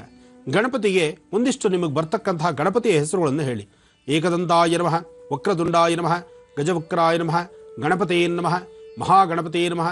ಈ ಪ್ರಕಾರವಾಗಿ 11 ಅಥವಾ 21 ಸತಿ ಅಥವಾ ಗಂ ಗಣಪತೇ ನಮಃ, ಗಂ ಗಣಪತೇ ನಮಃ, ಗಂ ಗಣಪತೇ ನಮಃ ಈ ಪ್ರಕಾರವಾಗಿ ಗಣಪತಿಯ ಮಂತ್ರವನ್ನು ಹೇಳ್ಕೊಳ್ಳಿ. ಅದಾದ ನಂತರ ಗಣಪತಿಗೆ ಧೂಪ, ದೀಪ, ನೈವೇದ್ಯ. ನೈವೇದ್ಯಕ್ಕೆ ಗಣಪತಿಗೆ ಪ್ರತ್ಯೇಕವಾದಂಥ ರೀತಿ ಒಂದಿಷ್ಟು ಸಕ್ಕರೆನೋ ಕೆಂಪು ಕಲ್ ಸಕ್ಕರೆನೋ ಇಂತಹದ್ದನ್ನು ನೈವೇದ್ಯ ಕೊಡಿ. ನೈವೇದ್ಯ ಆದ ನಂತರ ಒಂದು ಮಂಗಳಾರತಿ ಮಾಡಿ. ಮಂಗಳಾರತಿ ಆದಮೇಲೆ ಆ ಆರತಿ ತೆಗೆದುಕೊಂಡು ಸ್ವಾಮಿ ಮೇಲೆ ಒಂದಿಷ್ಟು ಹೂವು ಅಕ್ಷತೆ ಕಾಳನ್ನ ಹಾಕ್ಬಿಡಿ. ಅಂದರೆ ಆ ಬಟ್ಲಡಿಕೆ ಮೇಲೆ ಇಷ್ಟೆಲ್ಲ ಪೂಜೆ ಆಗಲಿ. ಎದ್ದು ಒಂದು ಪ್ರದಕ್ಷಿಣೆ ಮಾಡಿ ನಮಸ್ಕಾರ ಮಾಡಿ. ಅದಾದ ನಂತರ ಮತ್ತೊಮ್ಮೆ ಶ್ರದ್ಧಾಭಕ್ತಿಯಾಗಿ ನಿಮ್ಮ ಎಡಗೈನಲ್ಲಿ ಹೂವು ಅಕ್ಷತೆ ಕಾಳನ್ನು ಹಾಕ್ಕೊಂಡು ನಿಮ್ಮ ಬಲಹಸ್ತವನ್ನು ಈ ಪ್ರಕಾರ ಇಟ್ಕೊಂಡು ನಿಮ್ಮ ಬಲಗಡೆ ತೊಡೆ ಮೇಲೆ ಇಟ್ಕೊಂಡು ಇವತ್ತಿನ ಸಂಕಲ್ಪವನ್ನು ಹೇಳ್ಕೊಳ್ಳಿ. ಇವತ್ತಿನ ಸಂಕಲ್ಪ ತಿಥಿ ವಾರ ನಕ್ಷತ್ರ ಯೋಗ ಕರಣ ಇದ್ಯಾವುದು ನಿಮಗೆ ಗೊತ್ತಿಲ್ಲದಿದ್ದರೂ ಭಗವಂತ ನಾನು ಇವತ್ತು ಮಾಡ್ತಾ ಇರ್ತಕ್ಕಂಥ ಈ ಸಂಕಲ್ಪವನ್ನು ಶ್ರದ್ಧಾಭಕ್ತಿಯಾಗಿ ನಾನು ಮಾಡ್ತಿದ್ದೇನೆ, ನಿನ್ನ ಆಶೀರ್ವಾದ ನನಗೆ ಕೊಡು. ನನ್ನ ಸುತ್ತಮುತ್ತ ಇರತಕ್ಕಂಥ ನನ್ನ ಪರಿಸರದ ನಮ್ಮ ಮನೆಯ ಪ್ರಾಂತ್ಯದ ಅಥವಾ ನಾನು ಉದ್ಯೋಗ ಮಾಡೋ ಕಡೆ ನನಗಿರ್ತಕ್ಕಂಥ ಶತ್ರುಗಳಿಂದ ಮುಕ್ತರಾಗಿ ನೆಮ್ಮದಿ ಸಿಗೋ ಥರ ಮಾಡು. ಆ ಶತ್ರುಗಳು ಸಹಿತ ಮಿತ್ರರನ್ನಾಗಿ ಮಾಡ್ತಕ್ಕಂಥ ಒಂದು ಮನಸ್ಥಿತಿ ಕೊಡು. ಅಥವಾ ಶತ್ರುಗಳಿಗೆ ಒಳ್ಳೆ ಗುಣ ಕೊಟ್ಟು ಸಾಧ್ಯವಾದಷ್ಟು ಒಳ್ಳೆಯದ್ರ ಬಗ್ಗೆ ಚಿಂತನೆ ಮಾಡುವಂತಹ ಮನಸ್ಥಿತಿ ಕೊಡು. ನನ್ನ ಮನೆ ಪ್ರಾಂತ್ಯದಲ್ಲಿ ಸ್ಥಿರ ಮಹಾಲಕ್ಷ್ಮಿ ನೆಲೆಸುವಂತೆ ಮಾಡು ಅಂಥೇಳಿ ಮಹಾಲಕ್ಷ್ಮಿನ ಪ್ರಾರ್ಥನೆ ಮಾಡಿ ಈ ಹೂವು ಅಕ್ಷತೆಯನ್ನು ಅಲ್ಲಿ ಫೋಟೋ ಮೇಲೋ ಅಥವಾ ಅಲ್ಲಿಟ್ಟಿರ್ತಕ್ಕಂಥ ಒಂದು ಬಟ್ಲಡಿಕೆ ಮತ್ತು ಆ ಕ್ಲೀಮ್ ಅಂತ ಬರೆದಿರ್ತಕ್ಕಂತಹ ಜಾಗದಲ್ಲಿ ಆ ಒಂದು ಚಕ್ರದ ಮಧ್ಯದಲ್ಲಿ, ಚಕ್ರ ಅಂದರೆ ಇಲ್ಲಿ 5 ರೇಖೆಗಳು ಬರೆದಿರ್ತಕ್ಕಂಥ ನಕ್ಷತ್ರ, ಆ ನಕ್ಷತ್ರದ ಮಧ್ಯದಲ್ಲಿ ಕ್ಲೀಮ್ ಅಂತ ಬರೆದಿದ್ದೀರಿ ಅದರ ಮೇಲೆ, ಅಥವಾ ಒಂದು ಪೂರ್ಣಫಲ ಅಥವಾ ಒಂದು ಕಳಶ ಇಟ್ಟಿದ್ರೆ ಆ ಕಳಶದ ಮೇಲೆ ಅದನ್ನು ಹಾಕಿ. ಸಾಧ್ಯವಾದರೆ ಒಂದು ಲಕ್ಷ್ಮೀ ಅಷ್ಟೋತ್ತರವನ್ನೇ ಹೇಳ್ಕೊಳ್ಳಿ. ಯಾಕೆಂದರೆ ಯಾವುದೇ ಒಂದು ಅಷ್ಟೋತ್ತರವನ್ನು 108 ಬಾರಿ ಒಂದು ದೇವಿಯ ಹೆಸರು ಹೇಳಬೇಕು.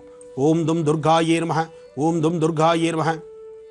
ಈ ಪ್ರಕಾರವಾಗಿ ದುರ್ಗಾ ಪರಮೇಶ್ವರಿಯ 108 ಮಂತ್ರಗಳನ್ನು ಹೇಳ್ಕೊಳ್ತಕ್ಕಂಥದ್ದು. ಹಾಗೆ ಕ್ಲೀಮ್ ಅಂತಕ್ಕಂಥ ಬೀಜಾಕ್ಷರಿಯನ್ನು ತಪ್ಪದಿರ 54 ಸರ್ತಿ ನೀವು ಹೇಳಬೇಕು. 54 ಸರ್ತಿ ನೀವು ಕೌಂಟ್ ಮಾಡ್ಕೊಳ್ತಕ್ಕಂತಹ ರೀತಿ 54 ಕನಿಷ್ಠ ಪಕ್ಷ ಒಂದು ಬಟ್ಲಡಿಕೆನೋ ಚೂರಡಿಕೆನೋ ಅಡಿಕೆಗಳನ್ನು 54 ಅಡಿಕೆ ಇಟ್ಕೊಳ್ಳಿ. ಅಥವಾ ನೀವು ಯಾವ ರೀತಿ ಕೌಂಟ್ ಮಾಡ್ಬೋದು, ಅಥವಾ ಒಂದು ಜಪಮಾಲೆ ಇದ್ದರೆ ಈ ಪ್ರಕಾರವಾದಂತಹ ಜಪಮಾಲೆನ 54 ಇದೆಯಾ ಅಂತ ಫಸ್ಟ್ ಕೌಂಟ್ ಮಾಡಿ.